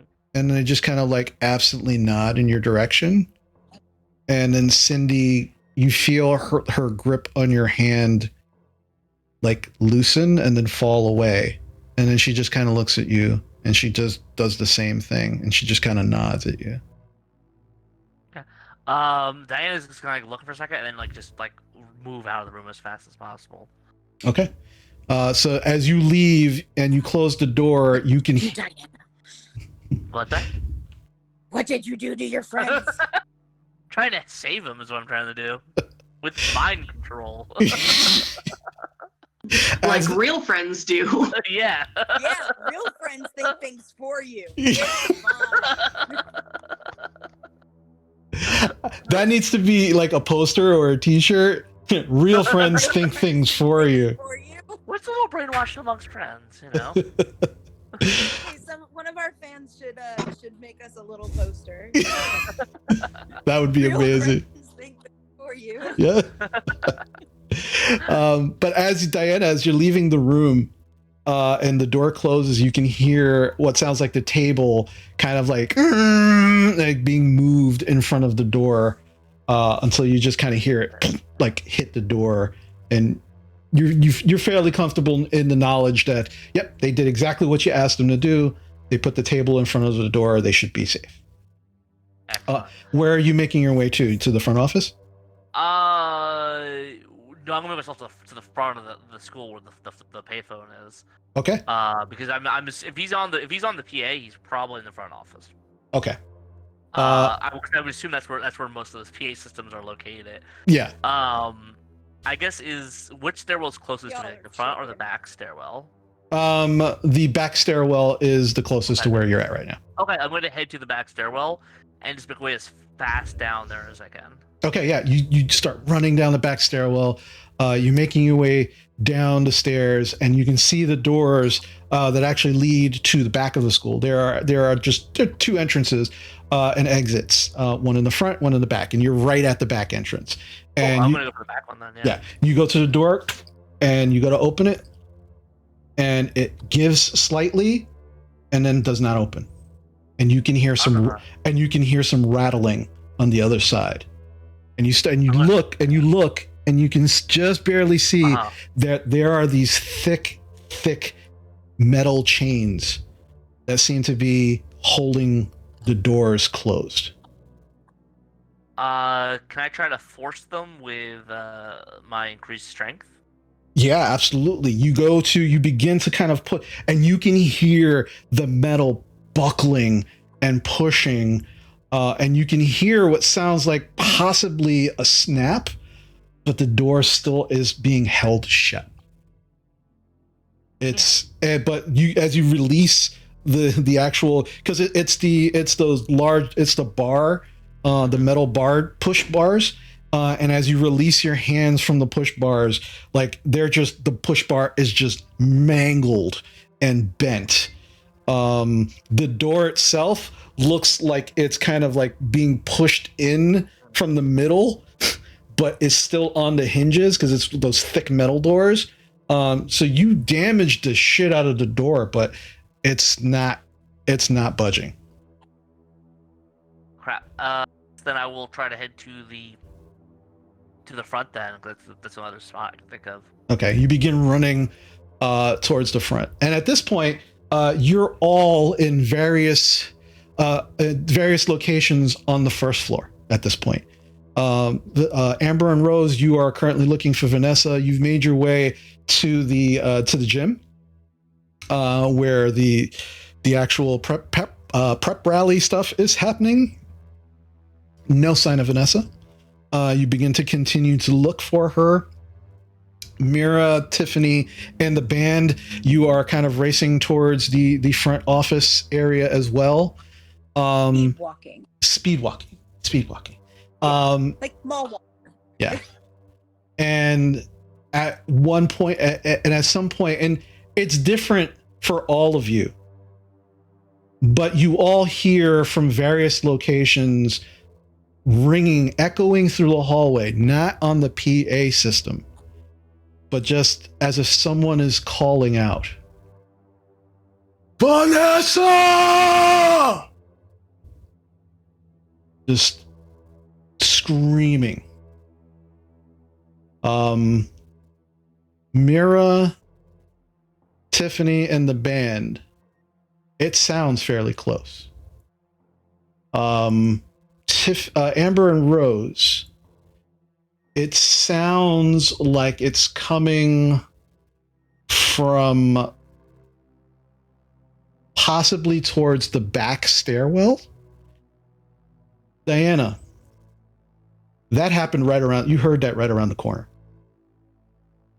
As you're beginning to make your way towards the front office, you hear that scream. Right, it's like right around the corner. Like I'm still in like the stairwell area. Yeah, you just finished trying to push the doors open unsuccessfully. You began to turn around and make your way, and at an intersection, like at this intersection to your left, as you're making your way down the hallway, it sounds like he's right there in that intersection, but you don't see him yet. I'm gonna try to turn and try to move back up the stairs, the way I came, basically. Okay. You start making your way. Are you running, or what are you doing? How are you getting up there? Are you moving slow? Are you running? Like what is your? I guess I'm running, but I'm trying not to make a lot. I don't want to make a lot of noise either. Okay. So. All right. So I'm gonna ask you. I can quietly. Yeah, I'm gonna ask you in this moment. to try and keep your cool, because this is a very stressful moment for you right now. So 2d6 and roll your cold. And add your cold. Oh. Well, no. So that's a 6 minus 1. That is a 5. Okay. I could give my dark power another string to add +2, but that would bring me up to 4 strings. It's up to you. How close is he? It sounded like he was right around the corner. Like at any moment, like if you turned the corner or if he turns the corner, you're going to see each other. All right, I am. I know if I regret this later. So since I guess a lot of the powers it seems to be giving me super strength, I'm gonna try to do like an Incredible Hulk type thing. Like I'm gonna try to like leap like up like the, like not like up the entire, not like Superman it, but like, if I'm here and like I need to get up to like this flight, for example, I'm gonna try to like jump up like onto the next one. So basically, I'm gonna give the dark power another string to add +2. That would make that a 7. Okay. So that is how it's freaking Infernal works. It's a success with an extra thing attached to it. So okay, so you gave another string to dark power, and you begin to slowly back up, and as you see that there's enough room for you to kind of jump and make this make this jump onto the stairwell, you do successfully without an issue. You kind of turn, and just as you jump up, you swear you just see his foot begin to kind of come out from that corner, but you leap up and onto the stairwell, and you're like, and you look up, and Loki's standing right in front of you. What? And that's where we're going to take our break. Well, that's awkward. Oh boy. Oh I'm boy. so invested. That was a very, very captivating situation. I love Yeah, this so much. Are we off? Yes. Cool. I'm gonna yeah. go see what's on fire. Hold on. Yeah, go for it. We'll be back in a moment. So stick with us, and we will see what happens when we come back from the break. Stay tuned, kids.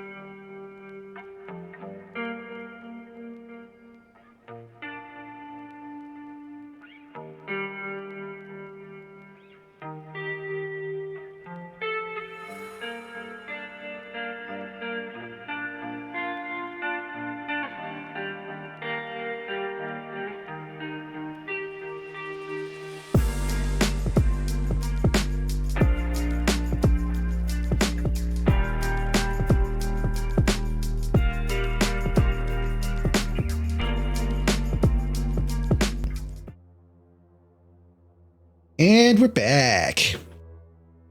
Alrighty, so as we left off, a couple of interesting things had happened, but we're going to resolve some of those things currently.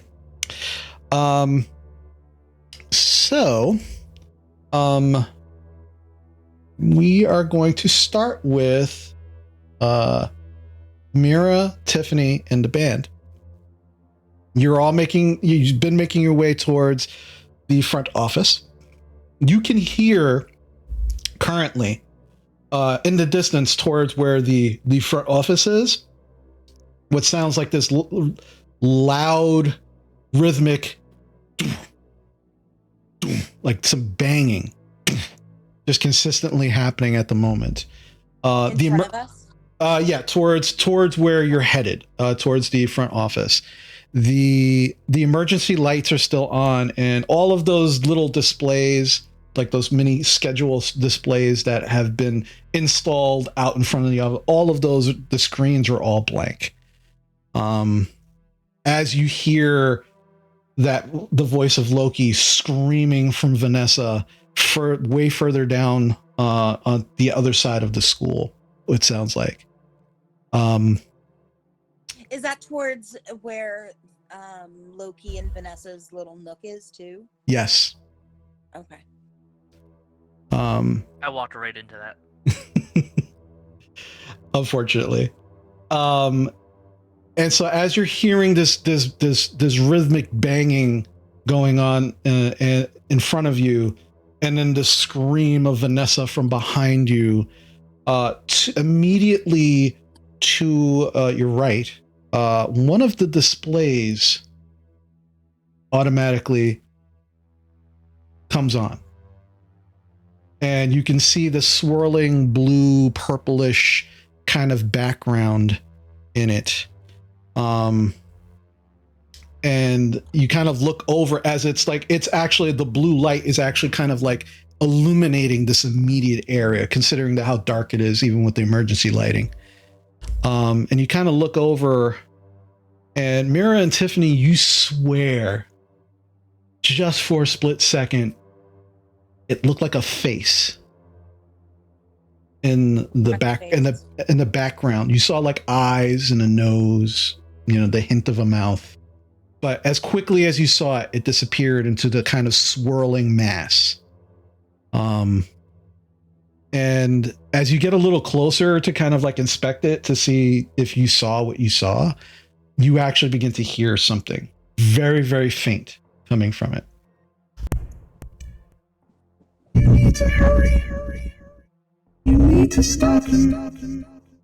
They're in danger. The computer lab. Near the computer lab. You broke up there. You're breaking up. You need to stop him by the computer lab. You have to go now. Still breaking up. I think that was intentional. Yeah, Was it intentional? it was intentional. Okay. Listen, the internet is weird. Yeah, no, that's fine. I mean, clearly the internet's weird. Yeah. Talking to a thing, but Oh, the internet gets I really mean, weird. if we follow Avenue Q, we know what the internet's for. But anyway. It's definitely a voice.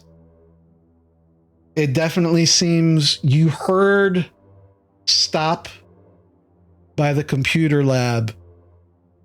Hurry are the things that you kind of picked up from the voice.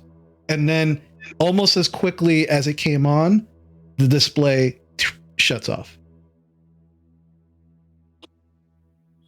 so where's the computer lab?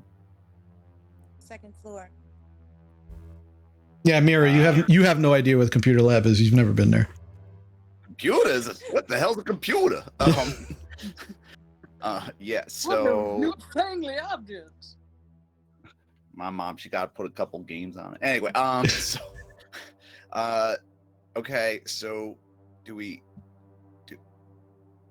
let's just disregard the fact that a voice just told us to go somewhere out of this thing. We'll deal with that later. Computer lab. Should we go there? Tiffany? Yes, but someone also needs to call the cops.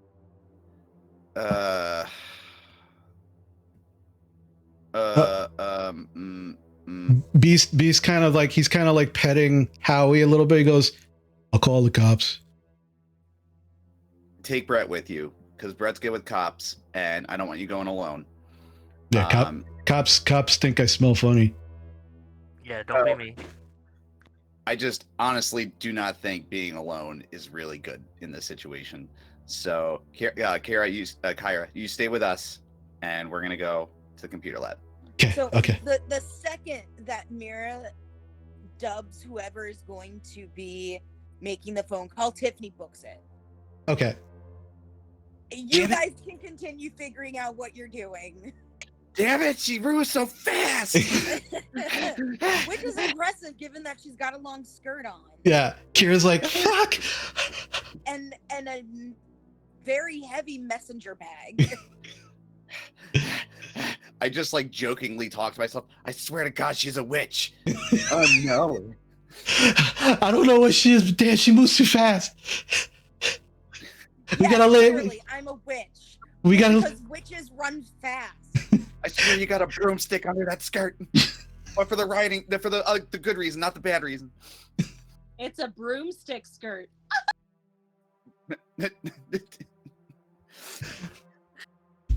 All right, so you begin booking it. Mira, Kira, and Tiffany, and Brett and Beast kind of make their way towards the rhythmic banging towards the front office area.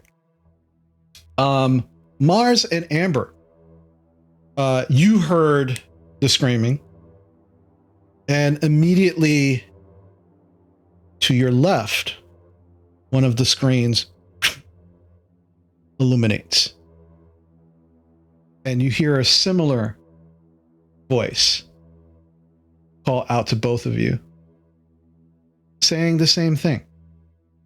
Hurry. Stop. By the computer lab. And then, Amber, the voice sounded a little familiar to you. Like in my head familiar? Not in your head familiar. Somebody who actually haven't seen in the last week. June Noburo. Her and her brother have actually not been in school for the last week. But that kind of sounded like her voice.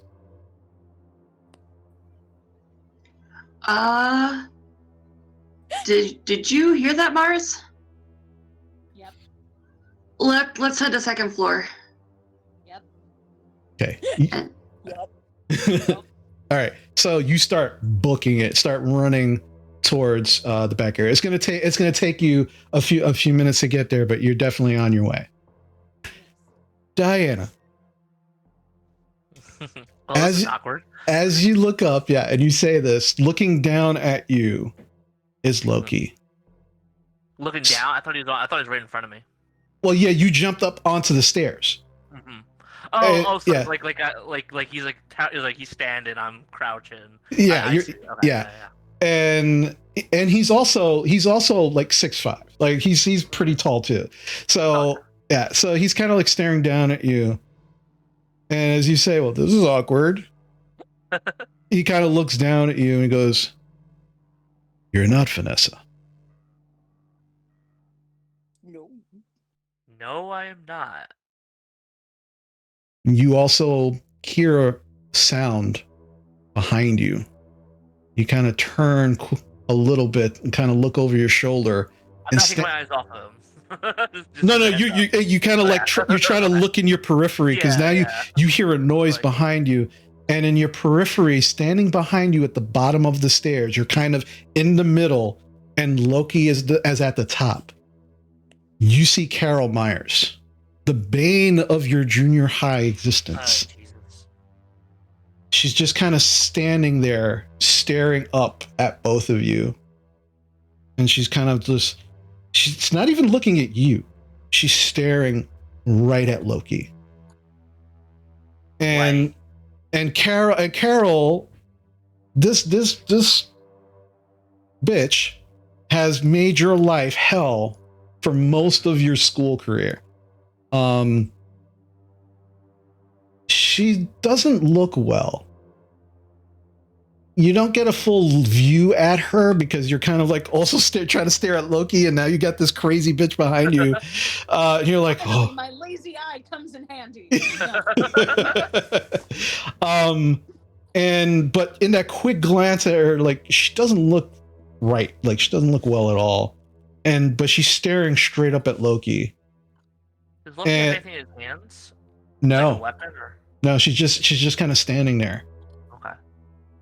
And Loki looks up from you and then looks past you.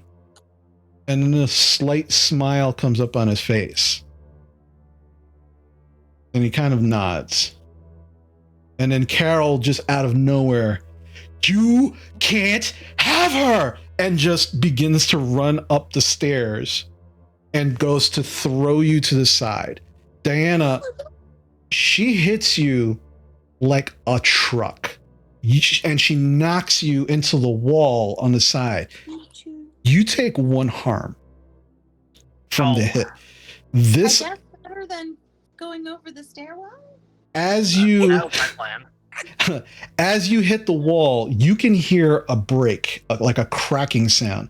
And for a moment, you're terrified that you just broke some bones or something, and it hurt a lot. But as you kind of, slightly move, you can see that the stone wall behind you, there is now a broken impression of your back, as some of the stone just begins to crumble. You feel bruised. You feel a little hurt, but you don't feel like anything's broken. But Has Carol never shown this much strength before? No. And as she runs up to Loki, he doesn't move. He stands stock still. And as she races towards him, she kind of lashes out with her hands at his face. And you just watch him shoot his hand out and grab her by the throat and lift her off the ground. So Diana's gonna try to launch herself off the wall and like grab his legs and then try to pull, like, if she has to, she'll pull everybody over with her, but she's gonna try to like push him off the rail. And like she's willing to like go over the rail as well if she has to. Okay. So I'm gonna ask you, this is gonna be lashing out physically, so I'm gonna need you to roll 2d6 and add your volatile. This is my best stat. I'm not sure why it's the best stat for Infernal, but it's the best. Ugh. 6. Oh no, I got a 7 exactly, actually. Okay. Okay. So I'll let you choose. They either it succeeds, but they either learn something about your true nature and gain a string on you. You let me decide how bad the harm turns out, or you become your darkest self. So I think at this, I think I will choose the first one because that makes the most sense to me. Okay. Like, even if he doesn't necessarily know like what Diana is, he knows she's probably not human. Okay. So I would say, yeah, I think Loki getting the string and kind of knowing that, Diana's that something's up with Diana would actually make sense. Okay. So you grab his legs, and that's at this moment pretty easy to do, as he has Carol just lifted off of her feet, and you have a clear sign, like from the knees down, he's good to go. So you just lean down, grab, and you just yank, and you all go over the side. Yeah. Thankfully, as you first floor. Yeah, back on the first floor. So as you hit the ground, thankfully you fall on top of them, so you don't take any more harm than you already have. And as you get up, you kind of like move back up against the wall to see what's going on. Carol and Loki are dislodged from each other at this point, and they're on the ground. Carol begins to kind of get up and just kind of like, she looks, there's a little bit of blood like coming off of her mouth, and she's just kind of like looking around. Loki is kind of like unmoving on the ground, and then slowly, like, he just kind of sits up and then slowly gets up. Michael Myers. Yeah, kind of, yeah. And then he kind of looks at you and cocks his head slightly. Interesting. And then, oh, sorry. Yeah, as he says this, and then as he finishes saying this, Carol just goes right after him again, screaming. Ah! Everybody who's making their way towards the back, you hear this loud bang, and then someone screaming.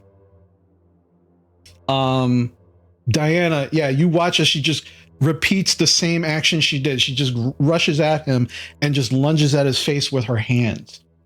You can see that her nails are somewhat elongated, and she begins to actually scratch at his face. And you can now see like blood kind of starting to pour down from his face, and he's still staring at you. Like he's not reacting to the scratches on his face. And then after the second scratch of nails across his face, he seems to kind of notice Carol, look at her, and then grabs her by the neck again, doesn't lift her off the ground, just slams her into the side of the wall, doesn't release her, slams her into the side of the wall again, slams one more time, and you hear a couple of bones break. And she kind of she goes limp in his hand. And and then he tosses her at your feet. I think I'm going to try to like run at him. Like, did he break her neck? She's at your feet right now, Diana, still breathing, looking up at you, blood coming out of her mouth, out of her nose, and she's just like, just kind of like breathing hard. But she's still alive, but she looks in bad shape. Yeah, I'm gonna try to tackle. Loki again. But I think Diana's, with her newfound supernatural strength, she's been kind of holding back a little bit. Okay. She's gonna try to go all out. Okay. So roll another lash out. So another 2d6 with volatile. Do this. 4, 5, 6, another 7. Another 7. Okay. It's in the roll above a 7. Same thing. Do you want him to get another string on you? I think I'll let you decide how bad the harm turns out. Okay. So, how are you attacking him? What are you doing? She's just gonna run at him and kind of not that she has any, not that she's ever played or even watched a game of football in her life. She's gonna probably try to just sort of almost like football tackle him in on his midsection to kind of slam him against a wall or something. Okay. Yeah. So you just you see Carol just ragdoll at your feet, breathing heavily, blood coming out of her mouth and her nose, and you just kind of rush at him, and he doesn't move. He just stands still. And as you hit him, you both kind of move, but Diana, you feel like you just hit another stone wall. But he gives, and he slams right into the stone wall, right behind him. And as you do, there's another loud cracking sound and breaking sound as more of the stone wall actually breaks. And as you kind of get up, you kind of use the back of your head to just ram it right up into his chin as he's kind of doubled over. And you hear a loud cracking sound. He takes 2 harm from that. And as you kind of back away, there is a massive chunk of that stone wall is just gone. And it's just on the ground. You see pieces falling. And you look up, and Loki kind of stumbles backwards slightly. And as he gets up, you can see that his jaw is dislocated. And there is blood just kind of pouring from his mouth. And he just stares at you, grabs his jaw, and puts it back into place.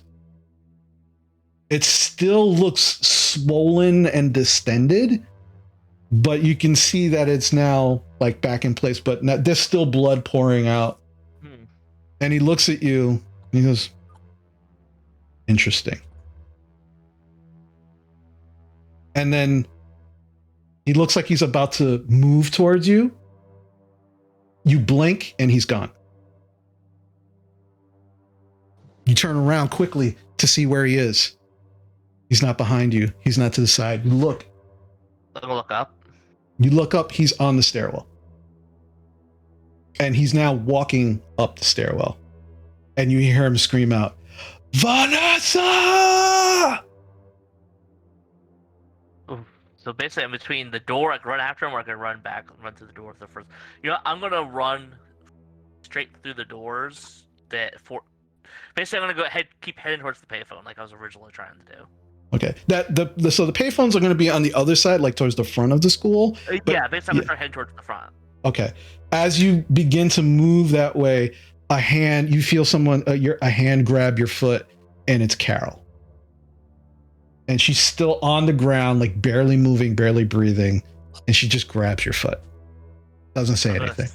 Stop and like look down to check on her. Like, Carol, you okay? Come on, wake up. Okay. Kind of slap her face gently, not Yeah. hard, like. Yeah. I really want to slap her. Yeah, like. I mean, what? Yeah, and Stand probably wants to. I think she's still a little shaken up from the whole Glenn thing, so like, you know. So as you kind of bend down, and her eyes are like she's awake, but she's just like she looks like she's completely out of it. Did she sound like herself when she said to get away from her, or what did she say? You won't get her. You can't have her. Can't have her. Yeah. Her nails are still extended, almost like claws. And as you kind of bend down, and you can see like her, like the blood is kind of leaving her. You know, she's paler than usual. She looks a little sallow. She looks unhealthy. And as she kind of like grabs your foot, you feel this presence begin to enter your mind. And like a familiar presence or a different presence? A familiar presence. And as you bend down, you begin to get these flashes, these images of everything that Carol has ever done to you. When she pushed you down the stairs and you had a broken arm for the summer. When she put shit in your lunch and you ate it. Every terrible thing that Carol has ever done to you flashes before you in high definition detail. And you can hear in your mind, I'm so hungry. It would be very easy. Do it. Take her now. And as you look down, you see that you're no longer trying to slap her awake. Your hand is around her throat and you're starting to slowly squeeze. And you can see that she can't breathe. Do you continue or do you stop? Oh, I don't know. I'm kind of in the middle on that. How many strings does the thing have on you? Okay, we just need to note how smug Chris is right now. Like, the look on his face is just like, Smug Chris counter. Ding. this is such delicious cake.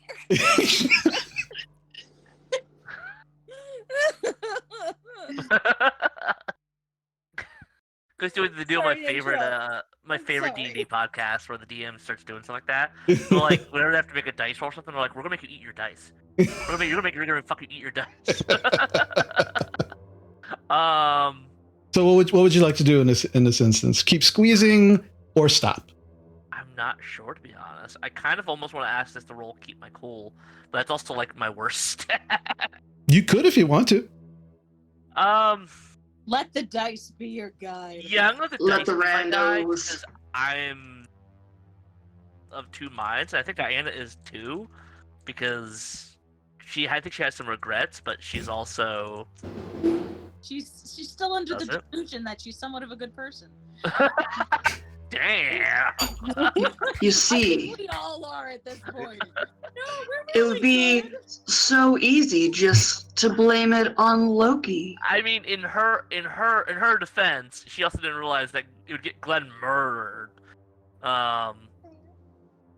Yeah, she's thinking like, I don't know, like his car breaks down or something. Mm-hmm. Ooh.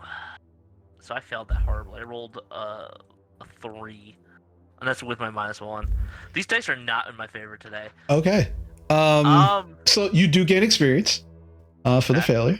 I have a lot of that, by the way. For my Yeah, you need to every time you get I think it's 5. Is it 5? Yeah. You get a I'm new at 4 now. Yeah, you will you get a new skill. So just remember, I mean, even failures, you gain something. Yeah. But yeah, unfortunately that was a failure. So as you're just continuing to squeeze, these images continue to flash in your mind over and over and over. And she's just right there. It's going to be so easy. And you begin to squeeze just a little harder. And you just watch as she's like, and as she's choking, her lips pull back slightly. And you can see that her canines are just slightly extended more than her teeth and a little pointed. Making that easier then. You're not a person. You can die. Die, monster. And now at this point, she's just kind of like, she's like weakly like pawing at your arm, like trying to get it off. Like, but I think upon seeing the fangs, like she's gonna like. I think actually Diana at that point would stop just because she was not Josie was sort of expecting that. Mhm. Diana was not expecting that. Okay. I think she's gonna like let go for a second, like kind of like looking very confused. Maybe wondering maybe we should be doing this with a wooden stake.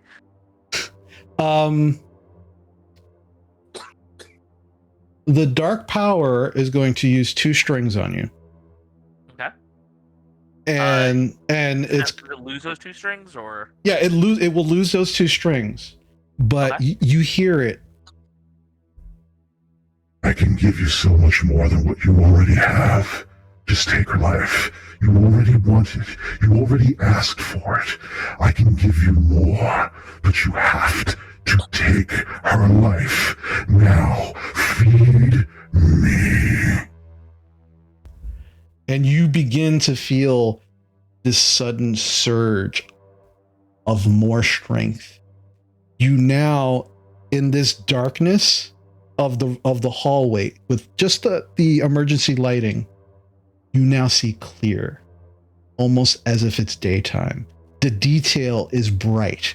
You can take in every detail, from the broken stones of your short scuffle with Loki to the now very clear blue capillaries and pale skin of Carol's face and hands.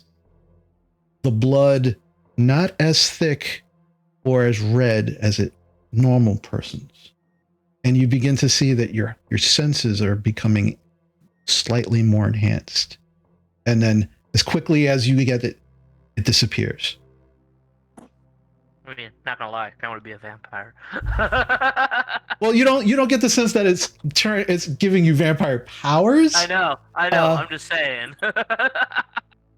But it's definitely felt. It felt like a rush. It felt Yeah. good. Josie wants to be a vampire. Well, while you're making that decision, Yeah, because I think there's people like heading towards the stairwell at this point. I Yeah, feel there's a lot of black commotion happening. Yeah. So at this point in time, the first ones to get to you are Tiffany, Kira, and Mira. And the three of you run up, and you can see it looks like Diana's checking on someone who is on the floor, and you can hear screaming of Loki just almost right up the stairs. Vanessa! And that's what you come upon. And there's like the wall is broken, like there's just stone on the ground from the wall. And that's what you all run I up have and is one bruise. Yeah, Tiffany's pretty sure she knows what Loki is, and she's really uncomfortable with it. Okay. Sorry. So you run up and you see that. What do you all do? See a Van Helsing. Okay, what the fuck? Or Michael Myers. What the fuck? What the fuck is happening? Oh my god, are they dead? Diana, what are you doing here? No, look, I was going for the phones, and Loki surprised me, and Carolyn attacked him. We got in a scuffle, all three of us, and I ended up like in the scuffle. I think I knocked both of them over, down like to the ground, and Loki just got back up, and he's looking for Vanessa. Wait, you attacked them? I didn't know what to do. That's badass. Oh, thank you. Which way is Loki, upstairs? Yeah, you can hear him like right up the stairs. Tiffany asks that. Oh, okay. I'm sorry.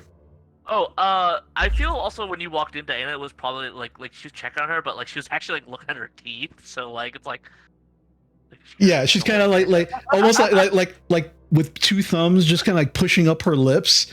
But Carol is a wreck. She's like bleeding out of her mouth, bleeding out of her nose. She's like just ragged breathing.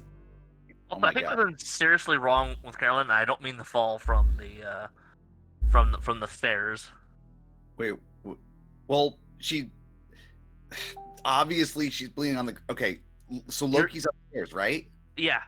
So let's. Tiffany starts running towards the stairs. Tiffany, where the fuck are you going? Tiffany, what are you doing? Tiffany waits for no one. It's really that. Tiffany ain't got time for this. She shit. really needs the right track or something. Tiffany, what the fuck are you doing? Tiffany is doing her best Sweet Maid Brown impression. Ain't nobody got time for that. Yeah. Yeah, well, she's about to die. What the fuck? All right. Oh my god. All right, Diana, what are you doing? Like, are you gonna stay here with? Oh my god, it is Carol. Holy shit, she doesn't. All right, Chris, do I notice anything about Carol or no? What's wrong with her teeth? Like. Yeah, Carol looks like shit. Like she's pale. She looks skinnier. Like her cheekbones are really pronounced. She looks very like sallow. Like she hasn't eaten in a while. Her fucking fingernails are like super long. Like she hasn't cut her nails in a while. There's blood. Like I said, there's blood pouring out of her nose, her mouth. She looks rough. What's wrong with her? I don't know, but she I'm gonna point out her nails and her like canines.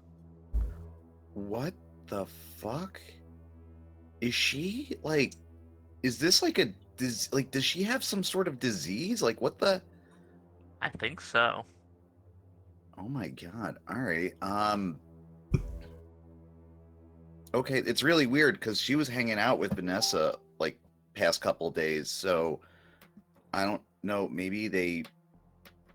Yeah, but what would? Anyway, we're getting way off track. So I don't want to go after Tiffany, but I also don't want Tiffany to deal with this alone. It's fine. Also, Chris, before I forget, the one queen power I do have is streaming, which it's not a super like it's not like an awesome power, but it does allow me to not read thoughts, but get like a general sense of how my gang members are, essentially. So like, you know, if they're in danger or if they're like banging or something like that, like I can kind of get like a general sense of like, you know, their you know, situation. Well-being. So Yeah. So like, just like, I guess like I'm kind of like just waiting for that all clear moment when Brett and Beast get to the office to like phone the police or whatever, like, or I'm also like kind of trying to be aware if they encounter any danger or something like that. Okay. Let's see. Read to me real quick, like how that works, because I'm not sure. Do you just use it, or do you have to roll for it?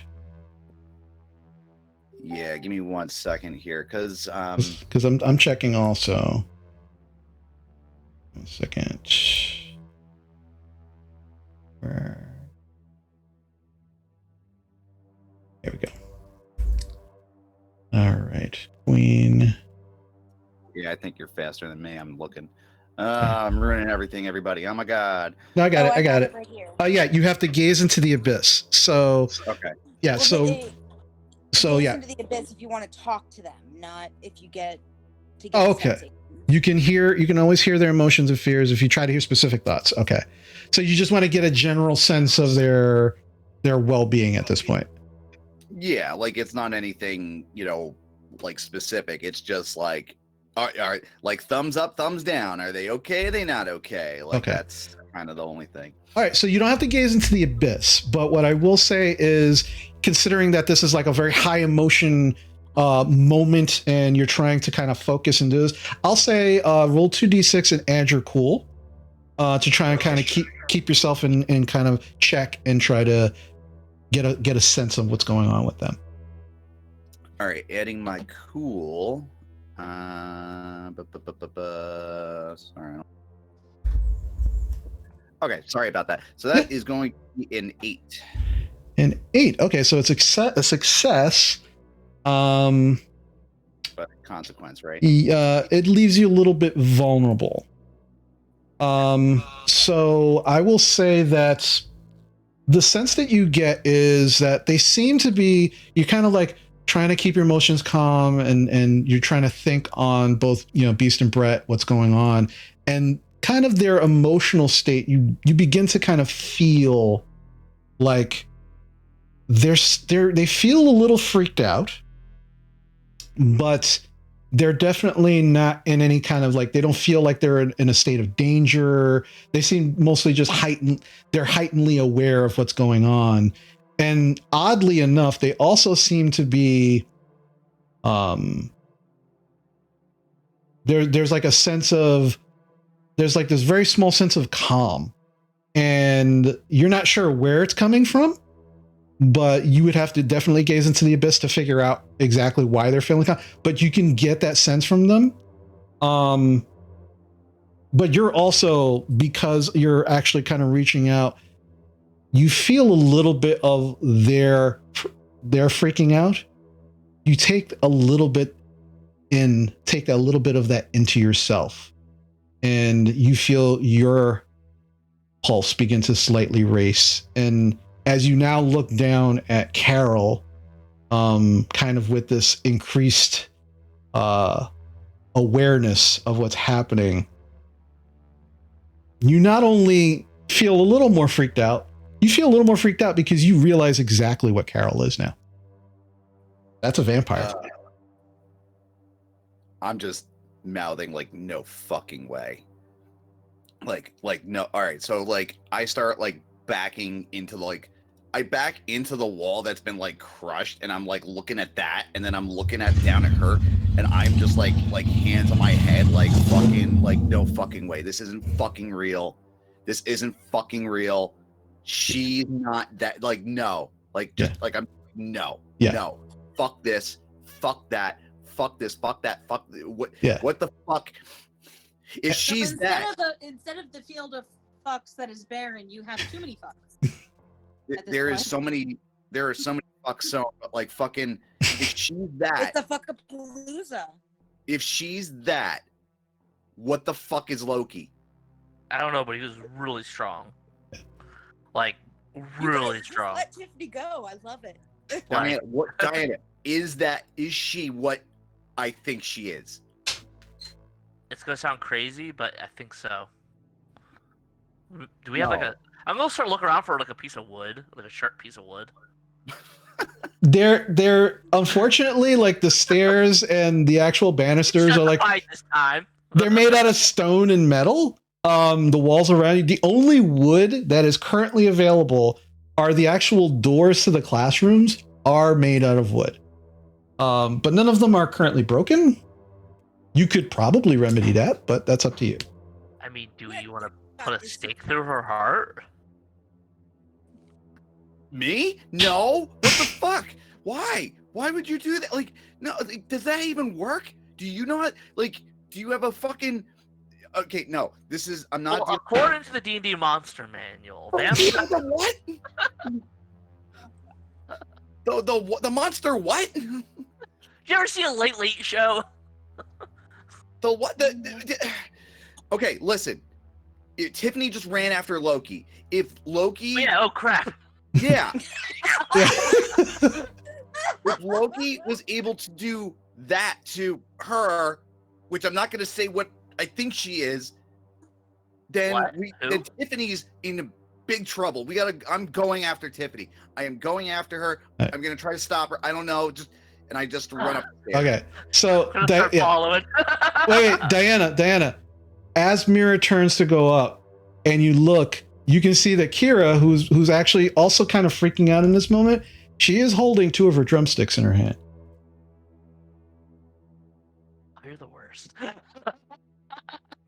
Look at Kira, look at the drumsticks, look back at Carol, look back at Kira, look at the drumsticks, look back at Carol. See if maybe Kira's picking up or trying to put down. She's not staring at you. Like Kira is completely fixated on Mira. Like what she's trying to like calm her down, trying to read what she's doing.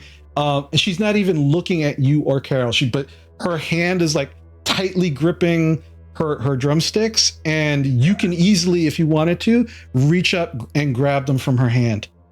With someone there, I don't think Diana's going to. Okay. Yeah, okay. Unfortunately. Well, because I have to explain, so why did you jam a drumstick into someone's chest cavity? Well, officer, I thought she was a vampire, so I decided to test that theory by murdering her. Monster manual right here. And that's how I ended up on a Saturday night movie about the dangers of D&D. And then I had to explain to your mom why it happened, Diana. I'm not doing that. Yeah, exactly. All right. Diana's made some poor decisions. The one who takes the thing, and he's just like. Diana's made some very poor decisions recently, but even she's like, all right, time for that has passed at this moment for me to try to kill her. Like while maybe there's a minor justification for the fact that she could be a vampire, like. Okay. No, that's sure, no problem. All right, so you get up and you begin to follow Mira and Kira up the stairs after Tiffany. Mars and Amber, you come running up on Mira, Kira, and Diana, beginning to kind of move their way up to the stairs. Yes. So my Fae ability is called Guide. Mm-hmm. Where if I spin a string on someone, I can bring them into the Veil into Fairy. Does that mean, can I move? Like, would that be like a portal kind of thing? That's more of. So what you're saying, what you're asking is, can you grab them, bring them into Fairy, and then reappear somewhere? Yes. Is that what you're trying to do? Technically, yes. Technically, but as you haven't really explored those powers much, it's a crapshoot, but you can certainly try if you want to. Question. Yes. Given my nature, Mm-hmm. Is that it? Like the whole telltale vampires and werewolves, is that like being mortal enemies? Is that a thing in this world? You're not sure. This is just, I mean, as far as books are concerned, like movies and books, that you might think that you could certainly think that way, but I would say that Mars doesn't have a frame of reference outside of movies and books. Okay. A continuous scene. Okay. Amber and Mars, you run up as you see Mira, Kira, and Diana begin to run up the back stairs. There is a limp body on the ground. There a broken stone wall like around, and they're just kind of like, you just see them getting ready to go up the stairs as you're coming up. And you all hear, Vanessa! Oh, Moving, he still is. I say we go up there. And I grab, I'm still holding Amber's hand and I'm just pulling her along with me. Okay. yes, I will look and try to like. Amber, and Amber will want to stop and make sure that the poor broken thing is not so broken, and she'll want to help. And I'm like, nope, let's up the living. Let's go.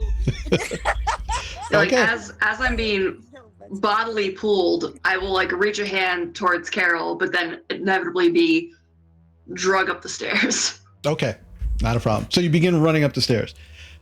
Tiffany, you are way ahead of this group of 5 currently, who are kind of making their way up the stairs towards your direction. You've run up the stairs. You can hear Loki screaming for Vanessa. After the second time he screams for her, down the hall, you hear what sounds like muffled talking, and then a loud screech, like, ah! And then Like pain screech? no, more like a very feral yell. And then 2 loud thumps, and then nothing. And as you make your way up the stairwell, and you're actually moving towards the computer lab, you actually see at the end of the hall, right next to the computer lab door, Loki holding Vanessa by the neck in front of him off of the ground. She is hissing and swiping at his face unsuccessfully, and then begins to kind of scratch at his arms. And you can watch as she's just shredding the clothes and his jacket around his wrist. And now it's just cut up, and you can see blood just pouring down off of his wrist, and it doesn't seem to be affecting him at all. Okay. She does not seem to be in pain or hurt. She just seems to be just kind of like unable to do anything but hang there while he's holding her. And he kind of turns and sees you down the hall. He turns towards the door of the computer lab and kicks the door open. You can. Does he meet my gaze? Yes, he does. Illusions. Okay. So with So that's a illusion. hex. Mhm. Illusions. Pick one. Snakes and bugs. Demonic visages. Sure. False prophecies. Non-existent subtext. The hex sees the thing, that thing everywhere. You have no control over the exact images or the manifestations. Okay. Do you need to have a token of No, his? because I caught his eye. Okay. Because I caught his gaze. Hexes. You can cast hexes. Choose 2 that you know. To cast them, either spend a sympathetic token during a secret ritual, or meet the target's gaze and chant at them in tongues. Okay. So roll. All right. So roll 2d6 and roll your dark. Yep. I just need to pull up my die roller. Okay. I got better. I have my stuff this time. You should be proud of me. I came prepared. I am. I'm very proud. Okay. So, got an 8. An 8. Okay. It 8 works. plus dark, so it's a 10. 10. That's a success. Okay. So you meet his gaze. The first thing you notice as you meet his gaze is he's no longer wearing his sunglasses. Diana, when you first saw him, he was still wearing his sunglasses. They were knocked off when you actually broke his jaw.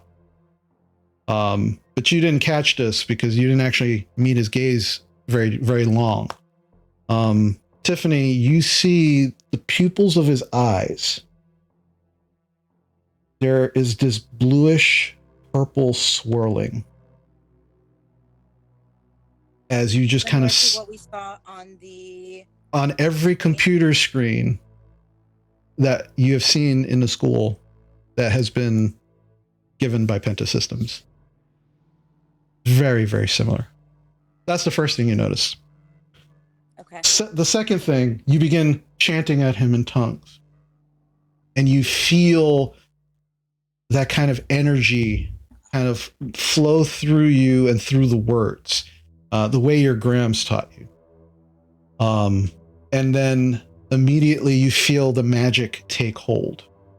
And as it does, he continues to stand there holding her, and he kind of looks down at himself. He begins to slowly start brushing nothing away off of him. And then continues to do that. Turns to the door of the computer room and kicks it open violently. But you still see him holding her, but continuing like brushing. He's not afraid. Yeah, he doesn't seem to be afraid, but it definitely seems like he's seeing something that's not there. Okay. It's very odd. You expected him to maybe just like drop her to like, you know, To freak out. there doesn't seem to be any kind of fear in him. And you are able through the use of this hex, you actually can feel that. There's usually a component to the hex of fear, and the visual part of that hex has taken hold, but the fear aspect has not. That makes me feel impotent. So you all, as you're running up the stairs and you actually see Tiffany just kind of standing there, you catch the tail end of Loki kicking the door open of the computer room, and you hear people scream from inside the room. All of you. Oh, good. There's nerds in that room. You said, oh, the computer room. Yeah. How far is he from where we are? Because I mean, we're not too far from the computer room.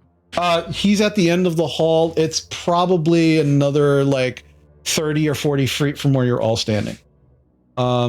He kicks the door open. He walks in. You hear screaming, and immediately you watch as Kevin, Cindy, and Nicole run out of that room, and then the door slams shut behind them. And they come running towards you. Oh my fucking god! Oh my god! Ah! Kevin is freaking out.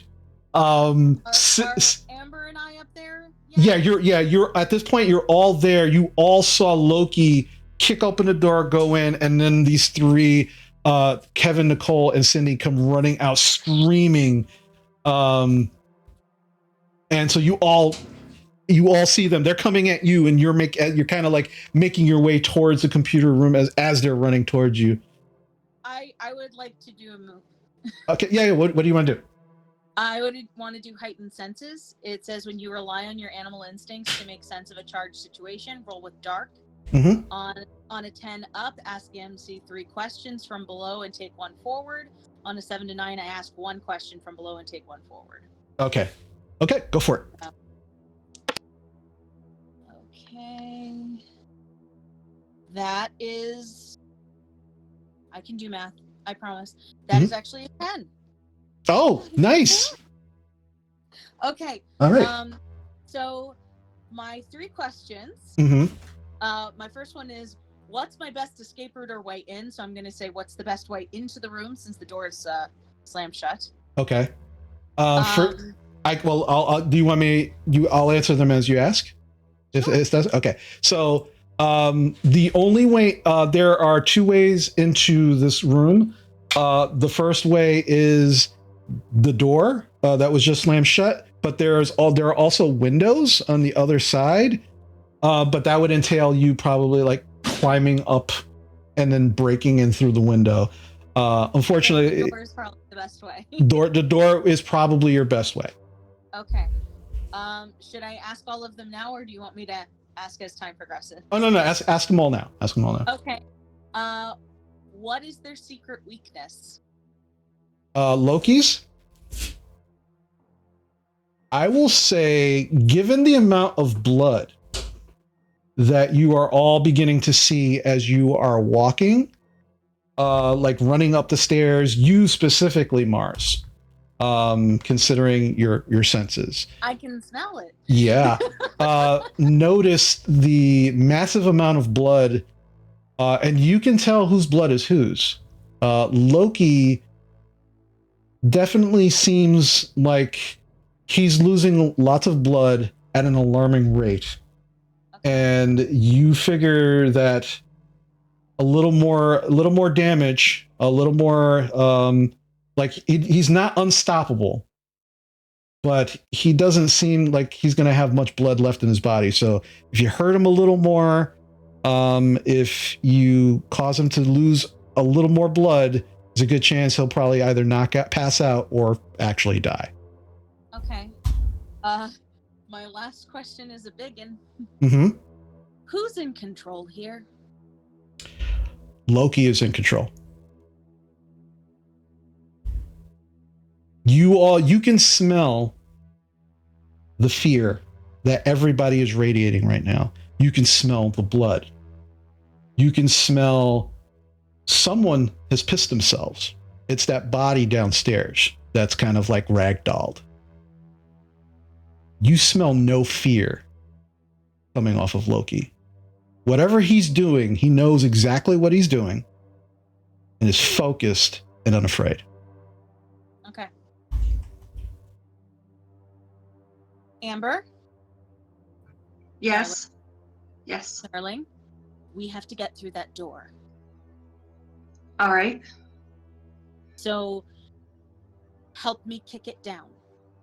All right, I can definitely do that. Let's do this. And I'm going to take my big stompy boots and just start kicking the fuck out of that door. Okay. Because I'm sorry, I've had to have big stompy boots. No, absolutely. So you all run up on this door. It was like the Mars starter kit was big stompy boots, grumpy t-shirt. Yeah. I'm gonna try the door handle first, I think. Well, the first thing is, as you all roll up on this door, like all of the doors in the classrooms, while they are made of wood, there is like a small glass pane in the top middle, so you can actually see into the rooms. And the first thing you know, mesh in them? yeah, they got that wire mesh, to keep it from being shattered. It's pretty solid. But that's the first thing you see. As you quickly look and glance through the glass, you can see in that short amount of time that it took all of you to get from where you were to that door, there are 5 tables slammed up against the door, a bunch of broken computers also on top of these tables in front of the door, as if Loki just grabbed all of them and just began slamming them up against the door to keep anybody from coming in. So Amber, as you rush up and you go to turn the handle, you can see that the lock is broken. And so the handle does turn, but it's going to take you and probably a couple of you to kind of push all of these things over. The third thing you see is Loki is standing still with Vanessa in the air, still with her hissing at him. And as she's hissing, you can see her fangs are very elongated. You can see her claws are at least 3 to 4 inches long. And she is slicing into his forearm where he's holding her to the point where you can actually now see bone. He is standing in front of a computer screen that is on. There is still no power in the school. And he seems to be talking to someone. So my question to all of you, will you continue to kick in the door, or will you try to hear what he's saying? Because you won't be able to do both. I would like to gaze into the abyss again to see if we can get some otherworldly help. Okay, what kind of help are you going to try and acquire? A strong gust of wind or something along those lines to move these tables enough for us to get in. Like just some form of help to get into the room. Okay, so you want to try and get into the room. You don't want to hear what he's actually saying. Unless anyone else has any kind of ideas or if anyone wants to listen in. I think Diana's gonna try to listen. Okay. Personally. Though Tiffany is still chanting quietly. Okay. So Amber's gazing into the abyss, I guess Diana is saying, "More stop kicking things," and listen. But Mars, you're gonna keep trying to bash in this door, right? I mean, if Diana yells at me, I'll be like, and protect Amber while Amber's gazing into the abyss. Okay. Mira, Mira, just standing there. What are you doing? Yeah, Mira, what are you doing? They were just standing there. I mean, my vote is to listen, but again, I can only speak for myself. Okay, so this is what we'll do. Amber, I want you to roll 2d6, gaze into the abyss. So roll add your dark.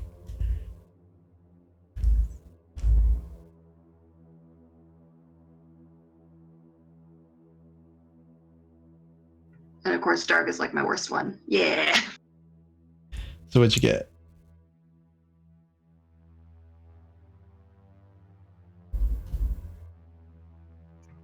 That'd be a 7. 7. Okay, it's a success. Yeah. But there is going to be a consequence. Yes. All right. So I love consequences. so the first thing that happens, and you're all like you're all kind of trying to see what's going on, and Amber's just kind of doing like her best Axl Rose impersonation, and she's just kind of like, in place, kind of like Sweet Child of Mining It, while she's humming to herself. And you all begin to see like this very slight glow come off of her body. You're not sure if it's the actual emergency lighting, like kind of off the sheen of her skin, or if she's actually glowing, but it's a little odd. For those who are, as she's doing this, for those who are kind of like looking through the glass and trying to pay attention to what's going on there, you see Loki's mouth is open, and you think he's talking, but you begin to like listen a little closer, and you see that his lips aren't moving. His mouth is just wide open. And as you kind of listen in, you hear,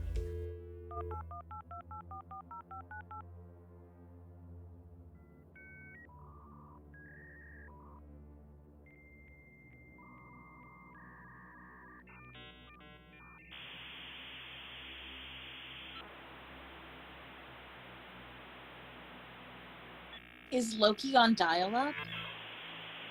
Did Loki turn into a modem? Is that what's going on? That's what you hear. Should I start like? Is it gonna be? Am I gonna hear AOL like boot up us? So I didn't hear anything. You then Was that a modem noise? It was very hard to identify. I'm sorry. Yeah, it was a modem noise. Okay. And then you watch the screen, which is already on, and you see the blue purplish swirling. You do hear a voice come over the speakers of the computer. Enter identification. Then then now Loki's lips begin to move, but you don't actually hear Loki's voice. His voice sounds odd. This is number 6. Require processing or identification of subject. Subject identified. New orders. Elimination. Process acquired. Elimination in progress. And then you watch as the screen goes cold. And as the screen goes cold, there's no more light in the actual room. And you cannot see Loki and Vanessa anymore. Can I feel Loki still? You can still feel him at this moment. Sorry, do you mean like there's no electrical light, or like the light has like left? There's absolute darkness in this room. There were, you remember clearly, emergency lighting in this room. But as the screen goes dark, there's actually no light in this room. Amber, as you finish doing being in your trance, you do feel a connection. And then you hear the voice in your head. Well, this time it's a little better than last. Be careful every time. You know what this could mean. And Yes, just help. And immediately you all feel this huge gust of wind that comes out of nowhere and slams into the door. Amber, you are in front of the door. And as the gust of wind slams into you, you are pushed and pressed up against the door with such force. The door does slam wide open. And as it slams open, and all of these things, all the broken computers and tables that are in it, you can hear them literally crunching as the door goes. You take one harm.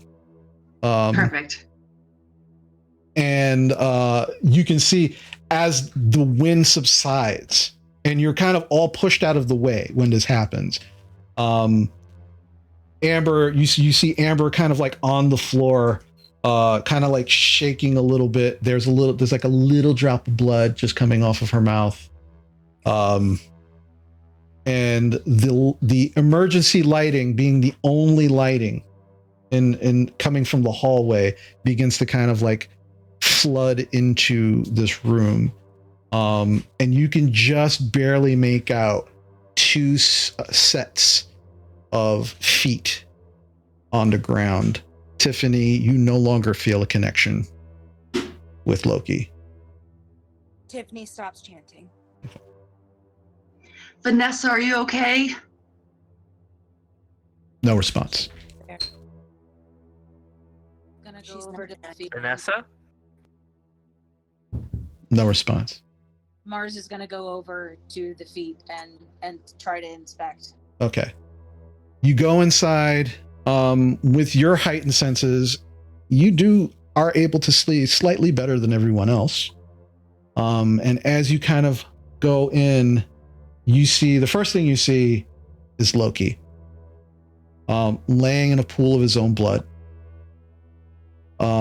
mostly coming from his shredded arm, which is almost down to the bone, around from the wrist to halfway down his forearm. There's just like no muscle, no flesh. It's mostly bone and blood. You can see the shredded bone and muscle on the ground next to him. But he's unmoving. He is not breathing.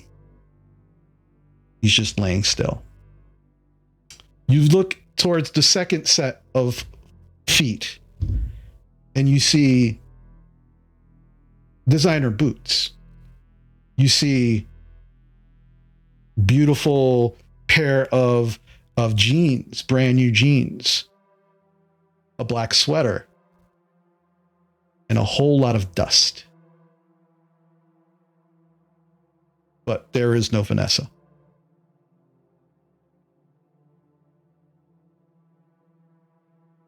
Well, Is it, so there's and Loki? So there's no Loki and no Vanessa. Well, no, Loki is dead. He's like dead on the floor. Oh, he was the okay. Sorry, I don't know why I got confused by that. Loki is quite dead. Yeah, he's gone. Vanessa apparently is a pile of dust. So, I guess if anybody can fit in her designer boots. No fucking way. Tiffany very calmly goes over to the pile of dust and puts some into a jar.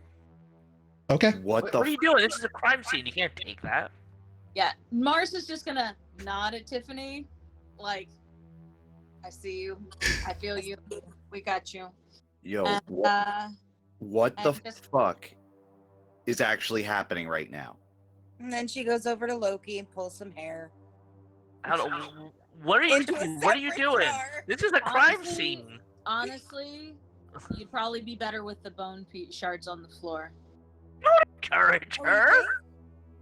you think? What is happening right now? I am just as lost. Why Mira? are you taking stuff from dead bodies? Mira, right now, there's too much going on to explain. No shit. When things calm down, I'll try to help you understand. Wait. Slow down here. I'm sorry. Let's take 2 steps back here. Why are we taking stuff from dead bodies? Why? That's up to Tiffany whether or not she wants to explain. No, it's not up to Tiffany because you're literally taking them from a crime scene. We literally have a dead body here, and you're taking stuff from the dead body. Diana, please I swear to promise God, me. Amber, if you say we all need to get along, I'm No. gonna lose my shit. Promise me that you'll stay calm. I am not promising anything right now. Just promise me you'll stay calm. Deep breath. I will try. I mean, All right. I can kind of prove my point if you But I want. still want an but you may answer. not want me to. You I would just be want an very happy answer. if I did Why something. are you taking stuff from dead bodies? He's not using it anymore. What? We're standing in a room with a dead body. We're standing in a room with a dead body. I just want to put out this whole situation is so weird. You're more that me freaked and- out by me taking some Technically, we are dust. standing in the room with 2 dead bodies. Just one is a pile of dust. Makes it Yeah. worse. Yeah. Why is she dust? Why is she dust? Because she was Why a are you taking it? vampire, Why do you honey. think she's dust? Don't say that. That's not real. This is not real. That's not real. That is not a real thing. This is Mira, not real. This is Mira, like Mira. I said before, when things have calmed down, I'll help you understand. Is Kira still with us too? She's outside. She hasn't come into the room with all of you yet. Good call. Why are we taking things from a crime scene? Also, DM, check your messages. Okay. I feel we're all just glossing past this. Someone please explain that to me at least. That is something you need to explain. there is a lot. I There's really, so much- I really did admire Loki, and I just want a memento. I'm goth. I'm morbid. Wait. You get how this is worse, right? Wait. I'm goth. Do you want to see some bones? Really? Wait. That's what you're gonna tell them? All right, look. Princess of It's- mildly bad lighting, that's what you're gonna tell them? It's really funny though. Everyone, If she was a vampire and she's now a pile of dust, Uh-huh. what is Loki? Not a I, lot. I squat down to actually Cyborg? get a better look at him. hmm Dead things don't bother me because I'm goth. That's Okay, Tiffany's- let's slow down their Tiffany's edge, Lord. Dead things don't bother me. I'm goth. Oh my God god. Goth level increased. goth level Want up. some bones? You're not Yeah, a witch, you're just a goth. It's All right. fine. Okay. Well, what did you want to do, Tiffany? What did you want to do? So Tiffany is looking to inspect to see if he's like a hollow, Okay. or if Oh. he is. Clearly, he is some sort of supernatural thing, but he's not a vampire, which is what she was suspecting he was. I was thinking that he was a ghoul. Okay. So you start to inspect him. Yeah, and you can. I mean, the biggest thing at this point is the what you can see happen to his wrist and forearm, just Right. shredded to the bone. You begin to kind of inspect, and for the She's most being part, smart. She's being smart because she's a klepto, so she has little glovies, and she also has a pencil that she's gonna use to touch things. oh yeah, you're CSIing the shit out of this right now. You're just like, That's what Diana's thinking. That's like, oh my god, she's watched way too much CSI. yeah, you're just like, you know, CSI doesn't exist yet. It's 1994. yeah, Oh, you- right. Law and Yeah. Order. What would be the equivalent? Yeah, Law and Order. Oh, Yeah, yeah, you're yeah. Law and Ordering the shit out of this right now. I'm Jessica Fletchering this house. Oh my god, murder she fucking wrote. Yes. So you are Jessica Fletchering this. That's what we're gonna settle on. And as you're kind of doing this, Fletcher. it's strange because everything is pointing to he was a human, like he was a person, until you get to his face. And you begin to like, you see like his jaw is like swollen. It looks like he took some damage to his jaw. You're not sure what that's about. I wonder how. But you look at his eyes, and they're currently closed, and you kind of like, you take your pencil and you begin to kind of open his eyes. And as you do, the first thing you notice is there are no more colors to his irises. They are completely gone. They're white.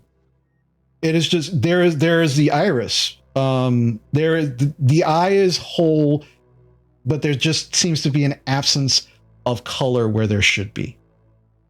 The second thing you notice is that pouring out of the sides of his eyes is this clear, thick, viscous liquid that is just Well, very that goes into another tube. okay. Very yeah. And it's very slow. It's very slowly just kind of like, it's very, very thick. It's just kind of like coming out of the sides of his eyes. And you clearly, you continue, you just kind of put that in. There's not a lot of it, but there was enough that it's very clearly that's what was on his face. Okay. So you collect that as well. But outside of that, everything points to human. So I don't know what he is.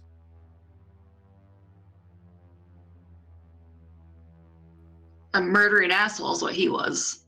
I mean, Murdered asshole, but murdered asshole's eyes don't go devoid of color.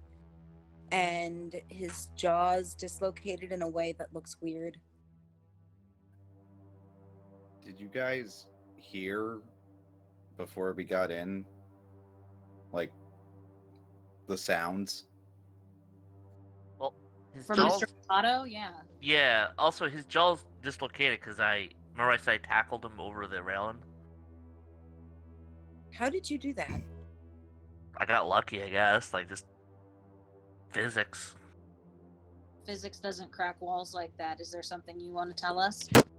I Things. mean, there was apparently a motherfucking vampire down there. Also, he threw Helen into the wall, like enough to break it. Like he picked her up and he like slammed her like something out of a comic book, just like over and over and over again. Honestly, I probably should have killed her too, but she didn't seem as bad as I thought she was going to be. And Well, she's not dead. She's not like Vanessa. Well, she will be soon, I'd imagine. Well, isn't she? No, If she's a she'll be vampire, alive. isn't she dead anyways? I mean, I guess. I still can't believe that this all seems so surreal, though. Vampires in our school? Oh, please. There's worse things in our school. Yeah, who thought vampires were real? Who would ever thought that vampires were real too? I mean, other things are real. Yeah. Yeah. Can we stick to one weird thing per day here. Also, Okay. This is what I say we do. Why don't we leave this room and go to another room and not Should be in we here? call the police? they're probably already on their way. Yeah, I'm Okay. sure somebody's calling the police by now. So this is what we should do. We should leave this room. We should close the door. And when the police get here, we tell them what we saw. Great. So we tell them that I saw you take parts from a dead body and walk off with them. No, I think you should leave that part alone Great. Explain to me why I should leave that part alone. because you don't want me as an enemy, Diana. Oh shit! You don't want me as an enemy, Tiffany. Oh If shit! you're gonna threaten me like that, then I know my you're up to something. God, we're in the dark. Do you guys just want to sit in various corners and just start cutting yourselves? I mean, come on. This is fucking stupid. We're Can Yes, we just go it to is another room so stupid. we can actually talk? let's Fine. not cut the edge off. Let's All right, I have. okay. Let's get out of here. Let's just get out of here. Reconvenient in the whatever room's across from the computer lab. Okay. There is it's actually the art studio right across Okay. from the computer lab. So, and at this point in time, like they really don't lock the doors of the classrooms after hours.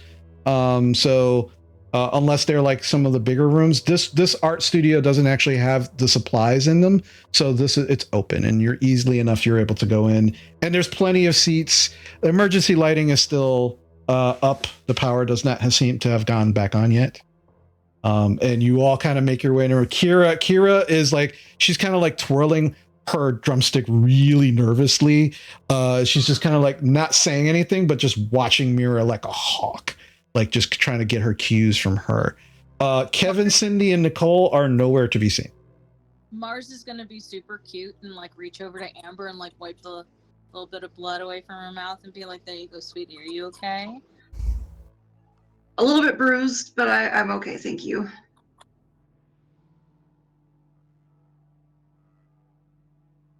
Okay. So you make it into this room, and you're kind of looking at each other awkwardly in the slight darkness and silence. You don't hear anything. Like, it is eerily silent at this point.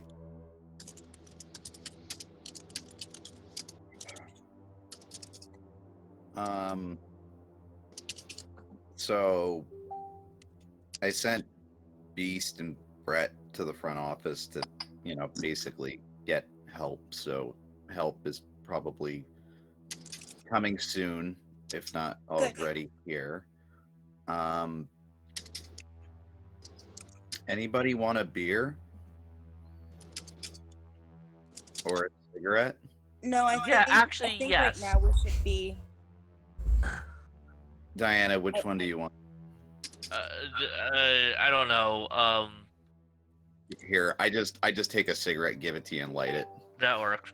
Diana's. Actually, hold on. I'm gonna see how. Yeah, Diana's hands are probably shaking a little bit. It's cool. I've got you. Like just lighting it for you, and my hand is also kind of shaking. Like Diana just threw down with like a killer, so like she's earned this. All right. So, Mars, do you want to go first or shall I?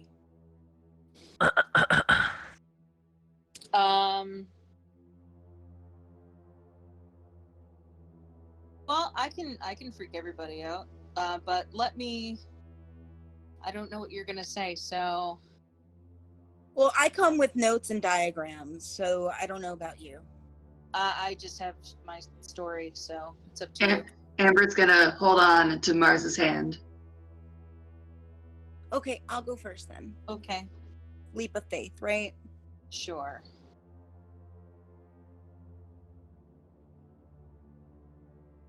Mira, witches don't fly on brooms. We drive cars and take care of horses. Well, that explains a lot.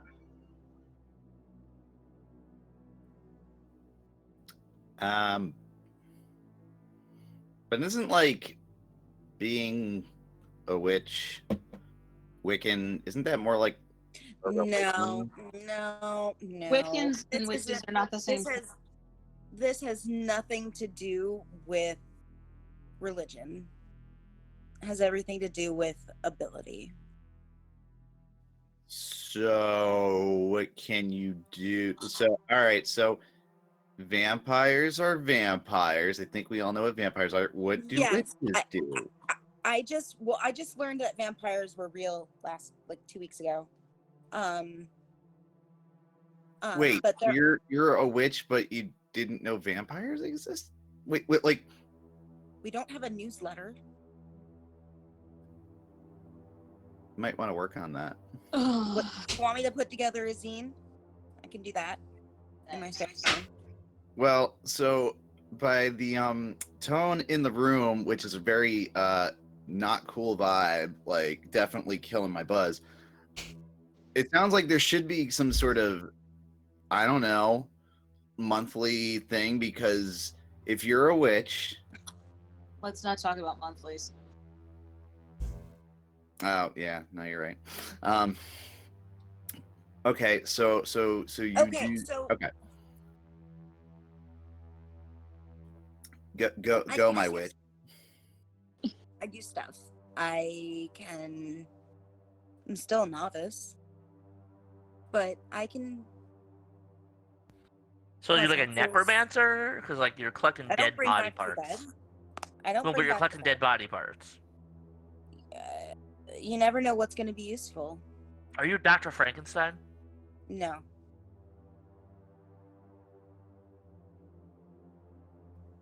Do you eat it? Ew. Yeah, she God, probably no. does. Ew. You're the one picking through dead bodies. Okay, I one, called her You, the if anything, princess you of owe mild- us the dead explanation. and I two, called her the we're- princess of mildly bad lighting. It's not that dark, okay? Jeez. All right, so Tiffany. Okay, seriously. So you're a witch. You collect stuff. What is it for? Like, when you say useful, what do you use this stuff for? Thank you. all sorts of things. Hexes, spells. You've heard about my gram. Yeah, you all heard bits and pieces about her Graham, like doing weird stuff and Yeah. helping people and sometimes getting revenge for people. Also making really large and big food that shouldn't exist, like eggs, chicken eggs, like yay big. Just weird stuff. Why do you think that we have for being such a small farm, we have fantastic produce? I don't know. It's all I thought useful. some kind of herbal, like one with the earth kind of thing. I don't know. I thought it was. Yeah, we're one with the earth, all right. Well, I thought it was more like you ground up herbs and stuff and sell it to some old guy, so that way We he do can get a grind heart. up herbs, and sometimes we slip it in people's tea. Like, it just is a thing. Do you do like? Oh, love so you wait. Let me wait. Let's take a 2 steps back here. So not only do you take Aqua to dead fauna. bodies, but you slip people to What? Mickey. I don't do that. I personally don't do that because I think that's stupid. But there are remedies, there are things that you can consume that will help. Did you guys actually, okay, who's read The Crucible? Oh, did we do that like 2 years ago? You know what else did Yeah, the I reading think assignment? so. Really? Was it just me? No, we had to read it in English, I remember. I think it was last year. I think sophomore year. I really cannot be the only one who did the reading assignment. It was either Okay. freshman or sophomore. So- God, I'm such a nerd. Mars. Remember all the names of the girls? Yeah, Mars, you used the Cliff Notes, so you didn't really read the book. You just used the Cliff Notes. I mean, the Mira- plan- that's too much dialogue. No thanks. Yeah, Mira, you copied off of Brett's paper for most of that, so you don't recall. Yeah, No, one or Mars two of didn't them. use the cliff notes. Mars had Amber retell it. Did Amber react it out with a bunch of funny hats? Yes, I did. And it was absolutely beautiful, and she clapped. I wrote.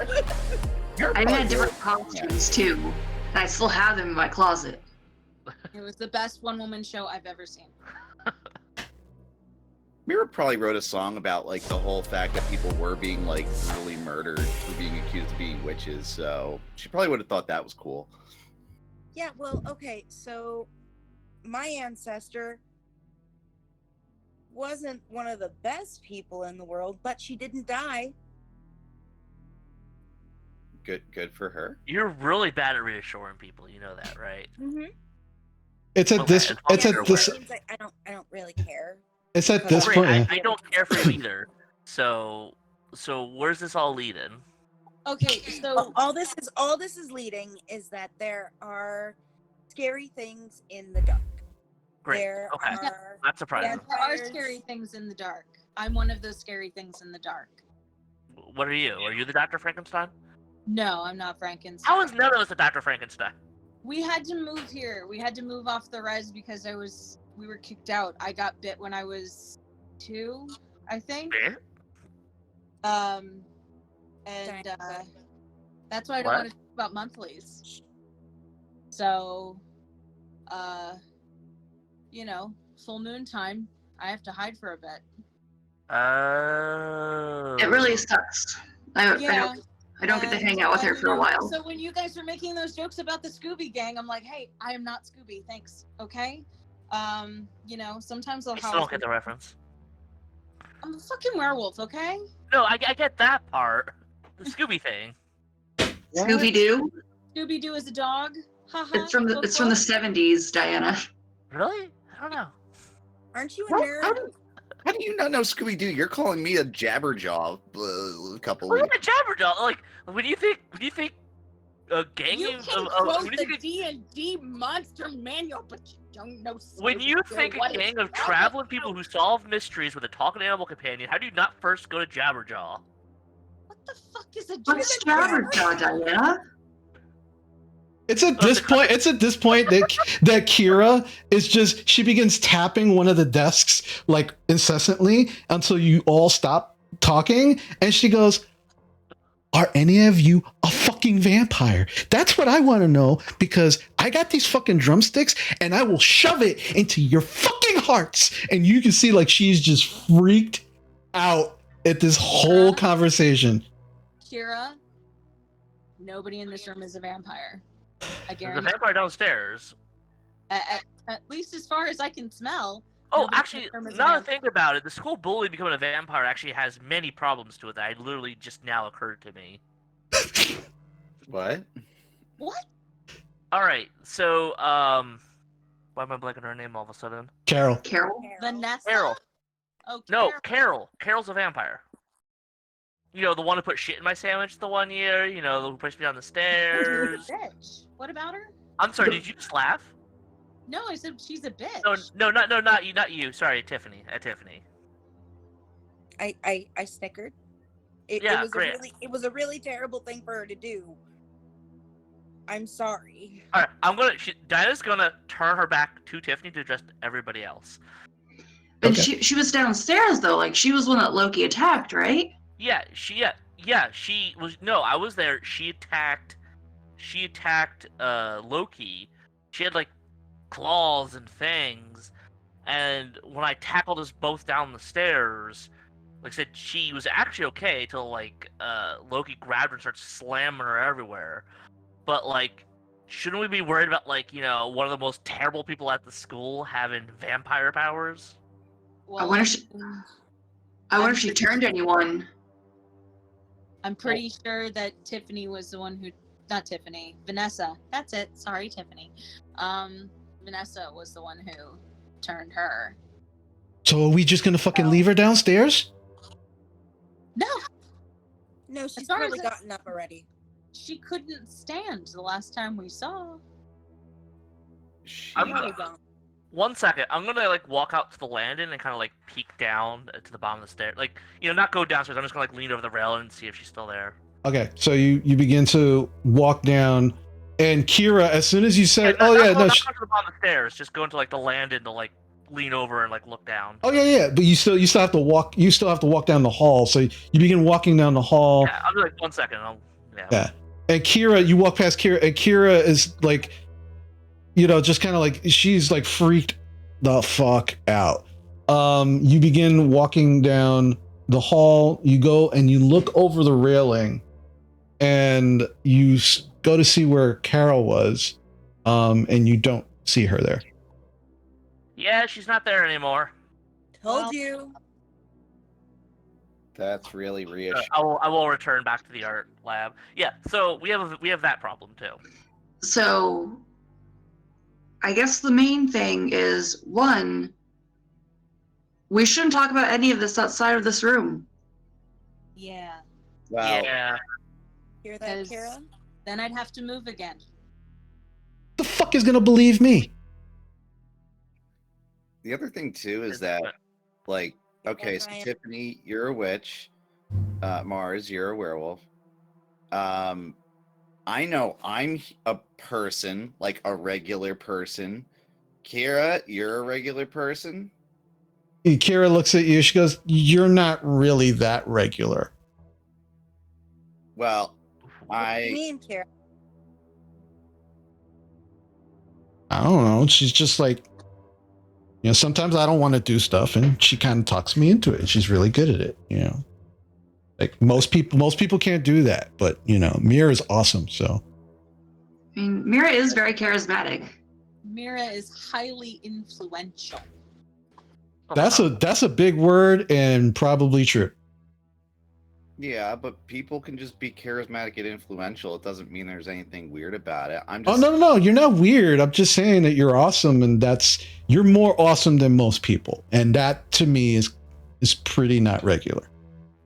Well, look, I'm sorry if I made you do anything you didn't weren't all that jazzed about. I mean, Oh no, later on I was cool with it. I was glad you kind of talked me into it.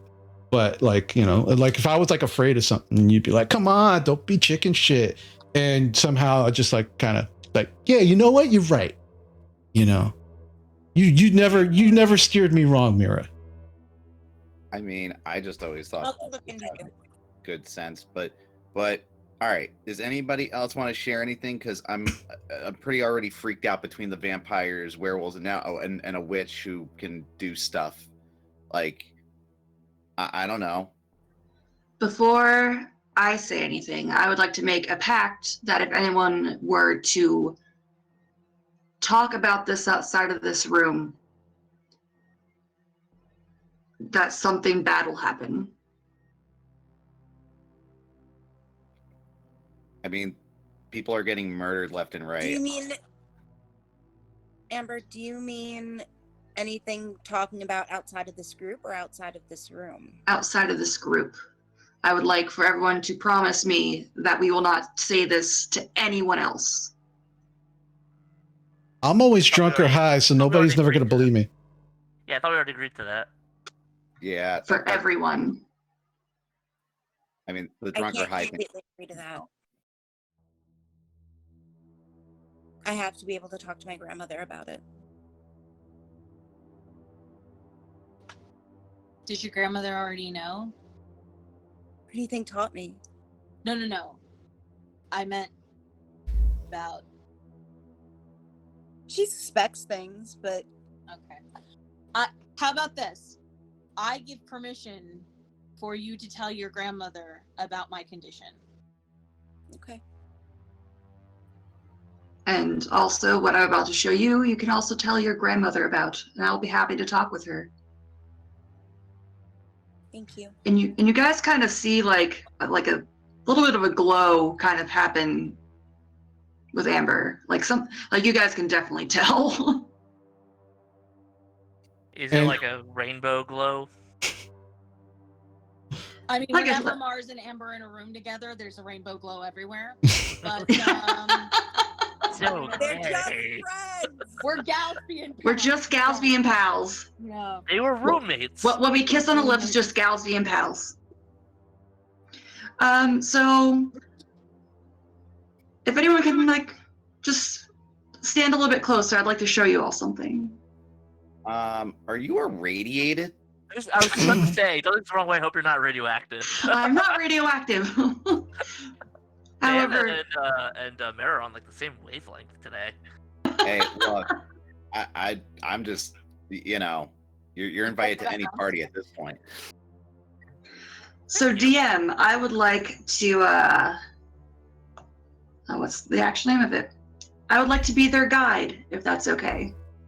Okay. Well, they need to be willing.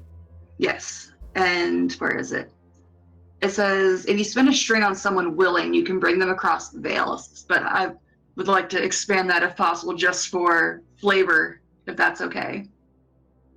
You want to give them a brief glimpse, is what you're saying. Yeah, either whatever you think would be better for narrative purposes. Okay. You just want them to see. You're not trying to actually bring them in and then appear elsewhere. Correct. Okay. Yeah. So as Amber brings you all in to this kind of like strange little huddle, as you get closer to her, as she's kind of emanating this light, you can see that her ears seem slightly a little more pointed. And oddly, like there is like this weird shimmer behind her that seem to be like these very light gossamer wings.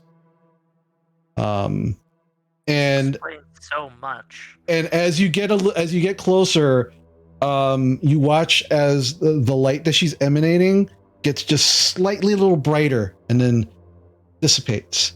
And as it does, you all very, very briefly get this glimpse of this beautiful forest. Every color is vibrant. The greens, the reds, the oranges, there are colors you don't even have a name for. You can see these small creatures flying and buzzing around, humanoid creatures with wings. You can see toadstools of vibrant colors, and little creatures kind of just walking and jumping and flying everywhere. And then suddenly, it dissipates. You're an actual elf? Fairy. Fairy. Fairy. Diana looks like actually amazed, but not like all right. So like, if anybody's been paying attention to Diana, like she actually for some reason does not seem surprised or like almost like obviously she's familiar with supernatural, but she actually is like legitimately surprised and shocked looking at Amber. Basically, all this fantasy stuff that she likes is, I mean, vampires aside like that because obviously she's aware of that, but like the fairy is the one that looks like to actually get into her. But let me just tell you, fairies aren't all happy and rainbows and butterflies. Well, yeah, of course. The stories of the Fae of Gaelic origin are also very, very real. Fae are terrific. They beget terror. Amber, I think I might owe you an apology. Oh? Probably. Shut up, Tiffany. I'm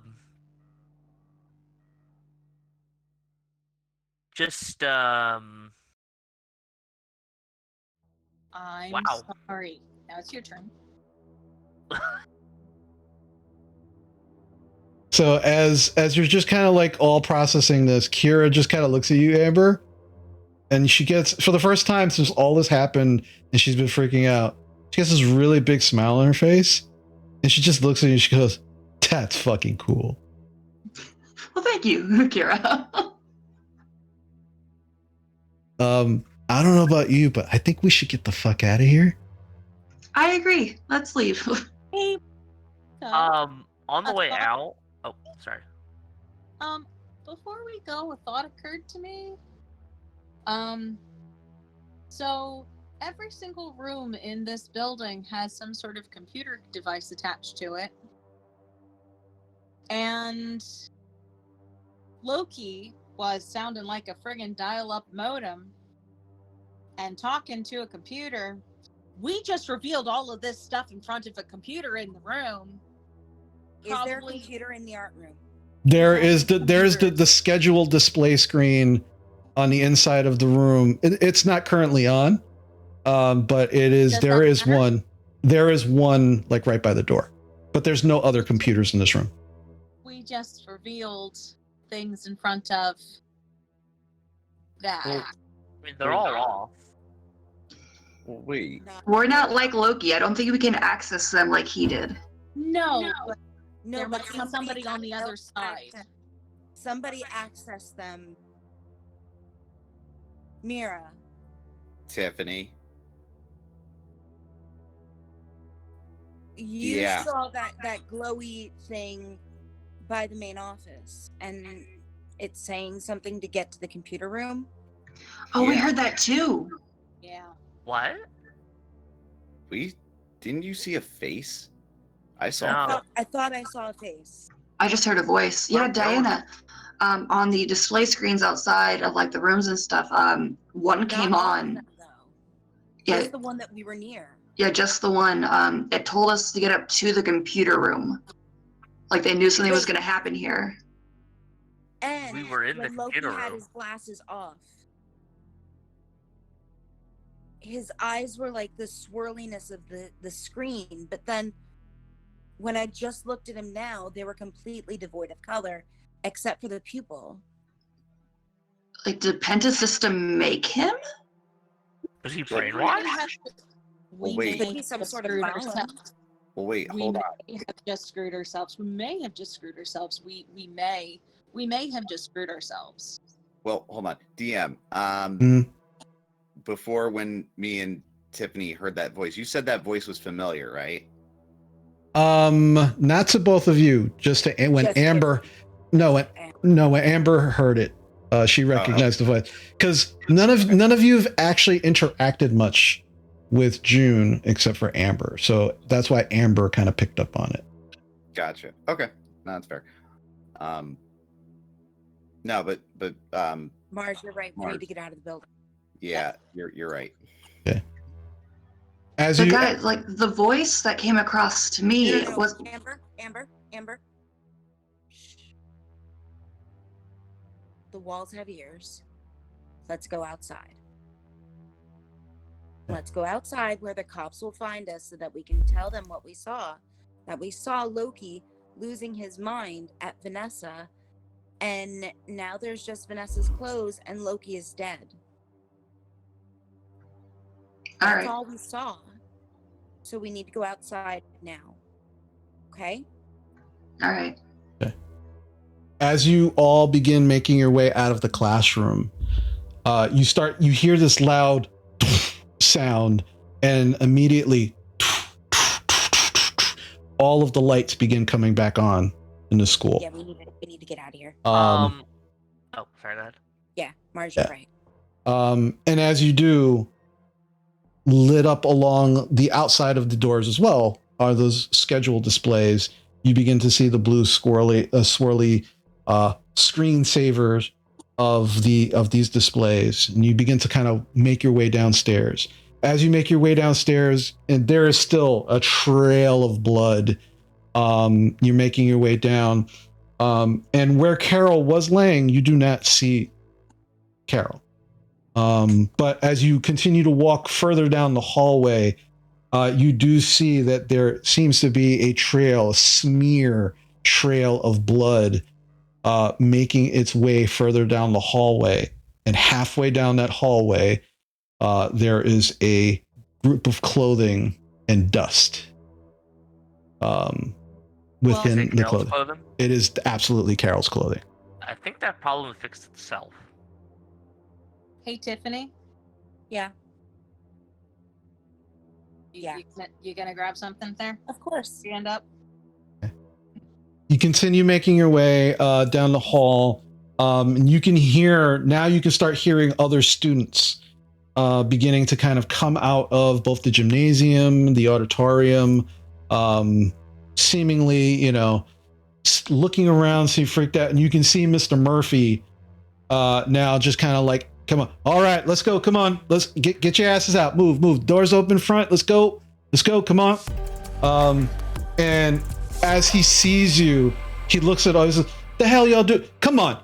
Get out. We got this crazy asshole in the school. Let's go. Doors are open. Let's go. Get out. And he kind of calls you over and kind of rushes you out. And him and the other couple of teachers that are still there are kind of escorting everybody out. You can see that as you're making your way to the front of the school, there are at least 4 police cars out front. Lights are currently flashing, and they are kind of taking a look. They're looking at all of the students as they're leaving and just kind of like putting flashlights up to them, checking them, and then kind of moving them along very quickly, obviously making sure that nobody that they're looking for is coming out. As you all begin to come out, they kind of flashlights are on you, looking around. It's like, all right, good. And they kind of pass you out as you do, and you can see as you're passing the doors, there are at least there. It looks like there's also a fire truck, and there are a couple of firefighters that are pulling. They're still pulling these massive, thick chains and cutting them. And it looks like the doors were chained from the other side, not just across the actual door handles, but across both sections of the doors. And the firefighters actually had to cut these chains away just to open the doors. Eventually, you find out later that, and this definitely makes you feel a little better, Mira, as you find out. And you actually see Bruce and Beast and Brent outside. They let you know that they found Mr. Murphy breaking into the main office, which was locked, where the PA system was. And apparently there is, and they kind of told you, like, it's like, yeah, so now we know if we want to fucking do some crazy shit. There is a silent alarm in the vice principal's office, where the PA system was, and the door was locked, and all of the phone lines had been cut. So the only way to get the police here was to break in, and that loud banging sound that you and Tiffany had heard was Mr. Murphy actually trying to break down that door to get into the office. And Brett and Beast both told you, yeah, man, Mr. Murphy, he looks like a fucking weakling, but man, not only is he cool, he fucking broke that door into splinters, man. Fucking dude's fucking awesome. And Beast is like, yeah. Mr. Murphy's badass. But definitely he got everybody out. They got everybody out. And you all make it home to your various places of home to deal with the situation that just happened, to try and put some of that information together, which you have begun. But there's still a lot of questions left unanswered. You're not sure what Loki was, what that has to do with the strange computer noises and sounds and voices that you heard. But there's also seemingly vampires. There's seemingly werewolves and witches and fairies. And also, why did Loki kill Glenn? You still don't know. And also, we didn't find out anything about Diana. It's true. Yeah, Diana. Why did Loki kill Glenn? Huh? Yeah, Diana. Huh? One may never know.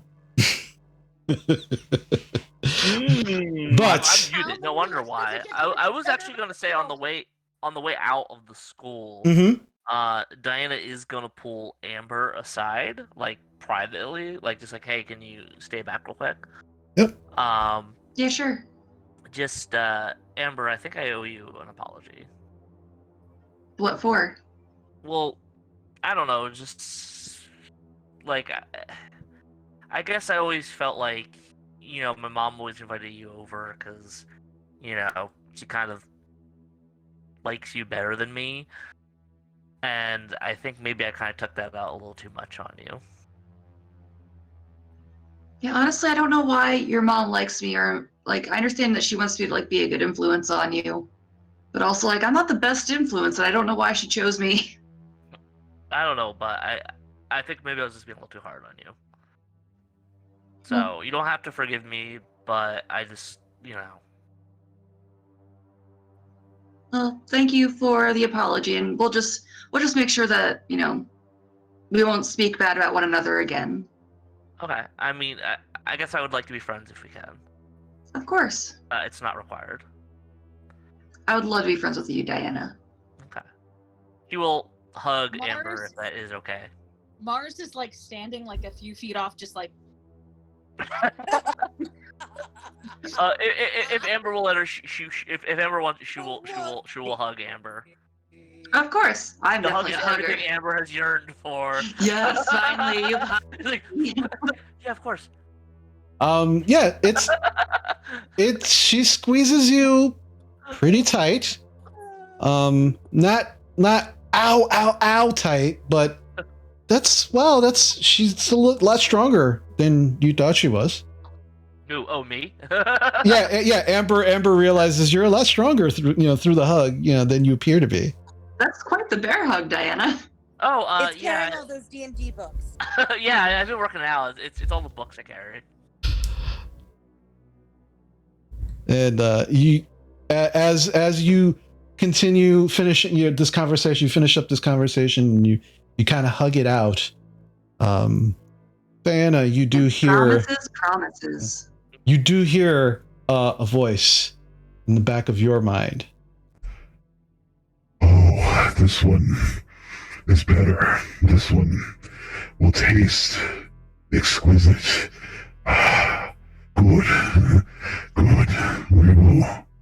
We will take that one. Way to make this hug creepy. I'm here for it.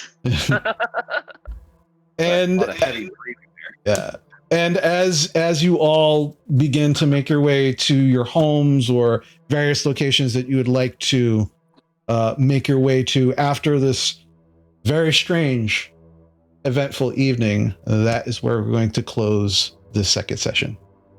Yeah. Oh, this was so good. Good game. Yay. Holy tamales. Holy smokes. Good game. That was fun, guys.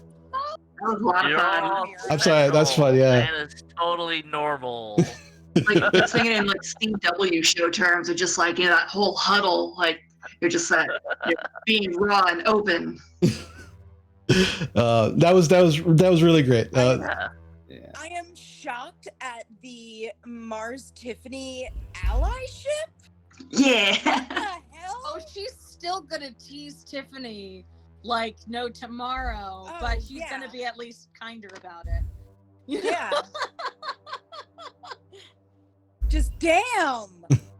I'm honestly very shocked by that. Like, okay, Tiffany's just gonna roll with it. We're just rolling. It's fine. Yeah. I'm actually surprised how much of a werewolf mean friend. girl Tiffany is. Like, Just be like, I've got a werewolf friend. I've got a werewolf friend. Okay, Yeah. I've got a werewolf friend. You Yeah. Also, I'm really stoked to get to learn a little bit more about Mira. Tiffany is Wow. mean to Diana because she's pretty sure Diana is hiding something big and she doesn't know what it is. She's that is really not good. to go tell somebody. When your first response to me is you don't want me as an enemy, like, oh yes, That's here's all why my your secrets hair I'm is so clearly big going to and give full you. of You seem trustworthy. Yeah. That was What was that, Rose? I said that's why her hair is so big. It's full of secrets. such a shots fired moment, though. Like, God, that was just We're gonna so. have a magic throwdown. That was so Yeah. good. Yeah. Apparently Mira is very influential. Listen, Yeah, I don't- the description for the witch is brooding, vengeful, secretive, and occult. Like a cult. vengeful. Don't make her mad. She'll get you. Alrighty. So let me say, you get this was great. This was so much fun. You all rolled with all of the craziness I brought to the table really well, and I had so much fun. I hope you all had fun too. Oh, it was so great. I can't wait for our next session. Yeah. This This was the session. This was So- the Mars session. is now going to be terrified that some weird robot is going to be coming after her. Also, Oh no, don't also- worry, something will. well, I was about to say, and I know this is the meta part, and I know, Mhm. Chris, you mentioned things, but I called it. I fucking called it with Dawn and June. I knew that says fucking session. Not that I'm saying I know everything, but I had a theory, and I feel so validated in that theory. Oh my God. I had a theory and it went right out the window. I was convinced that Loki was a vampire and that Vanessa was immortal. And that was not the case. And then I'm like, is Loki the mortal? What is he? There's been You're just so many- darkest self-mortal the entire time. Like, I that's the thing, get. there's been I guess that's something you're all gonna have to find out. And starting our next session. In the next Yep. episode. And the next episode. So before we actually finish out for the evening, we had a lot of love show up while we were actually playing, and I want to acknowledge all of it. So Jug TV, thank you for the resub for 3 months, man. Thank you so much. I appreciate that. Yay. Kieran77, thank you for the follow. Night Sky Wolf, thank you for the follow. Exo Prince, thank you for the follow. And Aspiring Adventurers, thank you so much for the raid. We really appreciate it. We hope you had a great game. Thank you for bringing all of your folks to our game. We so appreciate it, and we appreciate you. Thank you. Army Green Alien, thank you for cheering 50 bits. We appreciate that. Let's see. I hope I don't butcher this. Y Train. Yeah, I got it. Y Train. Thank you for the follow. Uber Monkey 69. Thank you for the follow. I know who that is. You know who that is? Awesome. I know who Yithrin is as well. Oh, nice. Yeah. I am never on Twitch. I'm sorry. Let's see. No, that's No, they use those names in Pokemon Go. That's Dylan, isn't it? okay. I don't know. Dylan. It is. Yeah, I think you're right. That is Dylan. Yeah. It's Dylan. NWM. No, it's fine. NWM Serenade. Thank you for the follow. And Army Green Alien. Thank you for the follow. And Aspie 8675. Thank you so much for the follow. Everybody, thank you who came, watched, followed, showed some love. We appreciate you. We appreciate it so much. Thank you. I couldn't do half of the stuff that I do. I couldn't run these games not only without my players, but without all of you actually caring about the games that we're playing. So thank you so much for that. I hope you had as much fun as we had playing, because man, that was so much fun. So very quickly, I just want to make sure that all of you know when the next session is. Next session is going to be, let me just pull up the calendar real quick. Memorial Day? No, it is not. I don't think it's Memorial Day now. We scheduled. skipped Memorial Day. Yeah, we scheduled it so it was not on any major holidays or anything like that.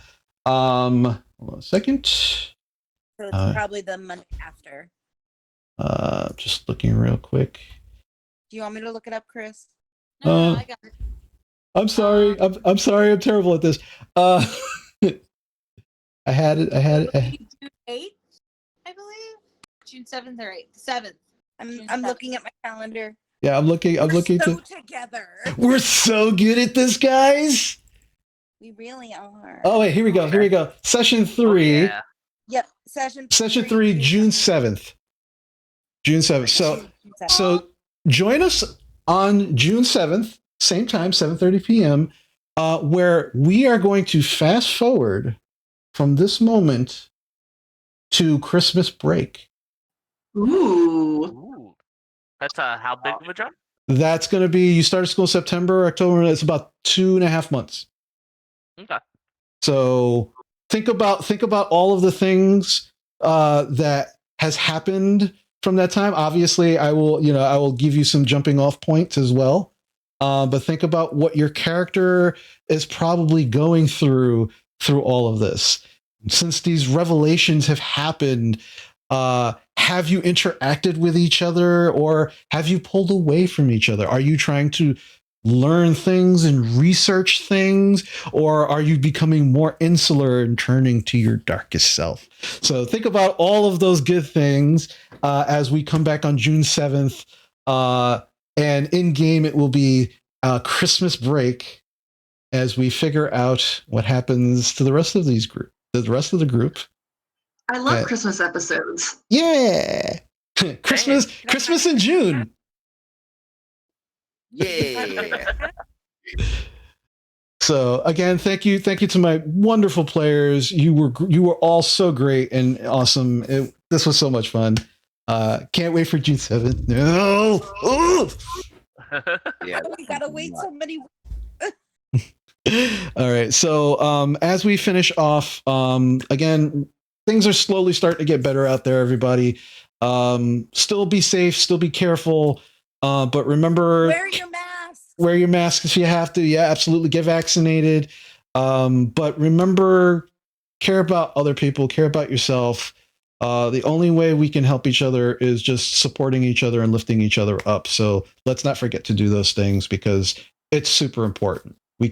Sometimes we just can't do it by ourselves. And it's just important to remember that you're not alone. So, all right. So with that, we love you all very much. Thank you so much for the love and support. And we will see you next time. Take care. In the immortal words of Bill and Ted, be excellent to each other. And party on, dudes. Party on, Take it out. Take care, everybody. Bye.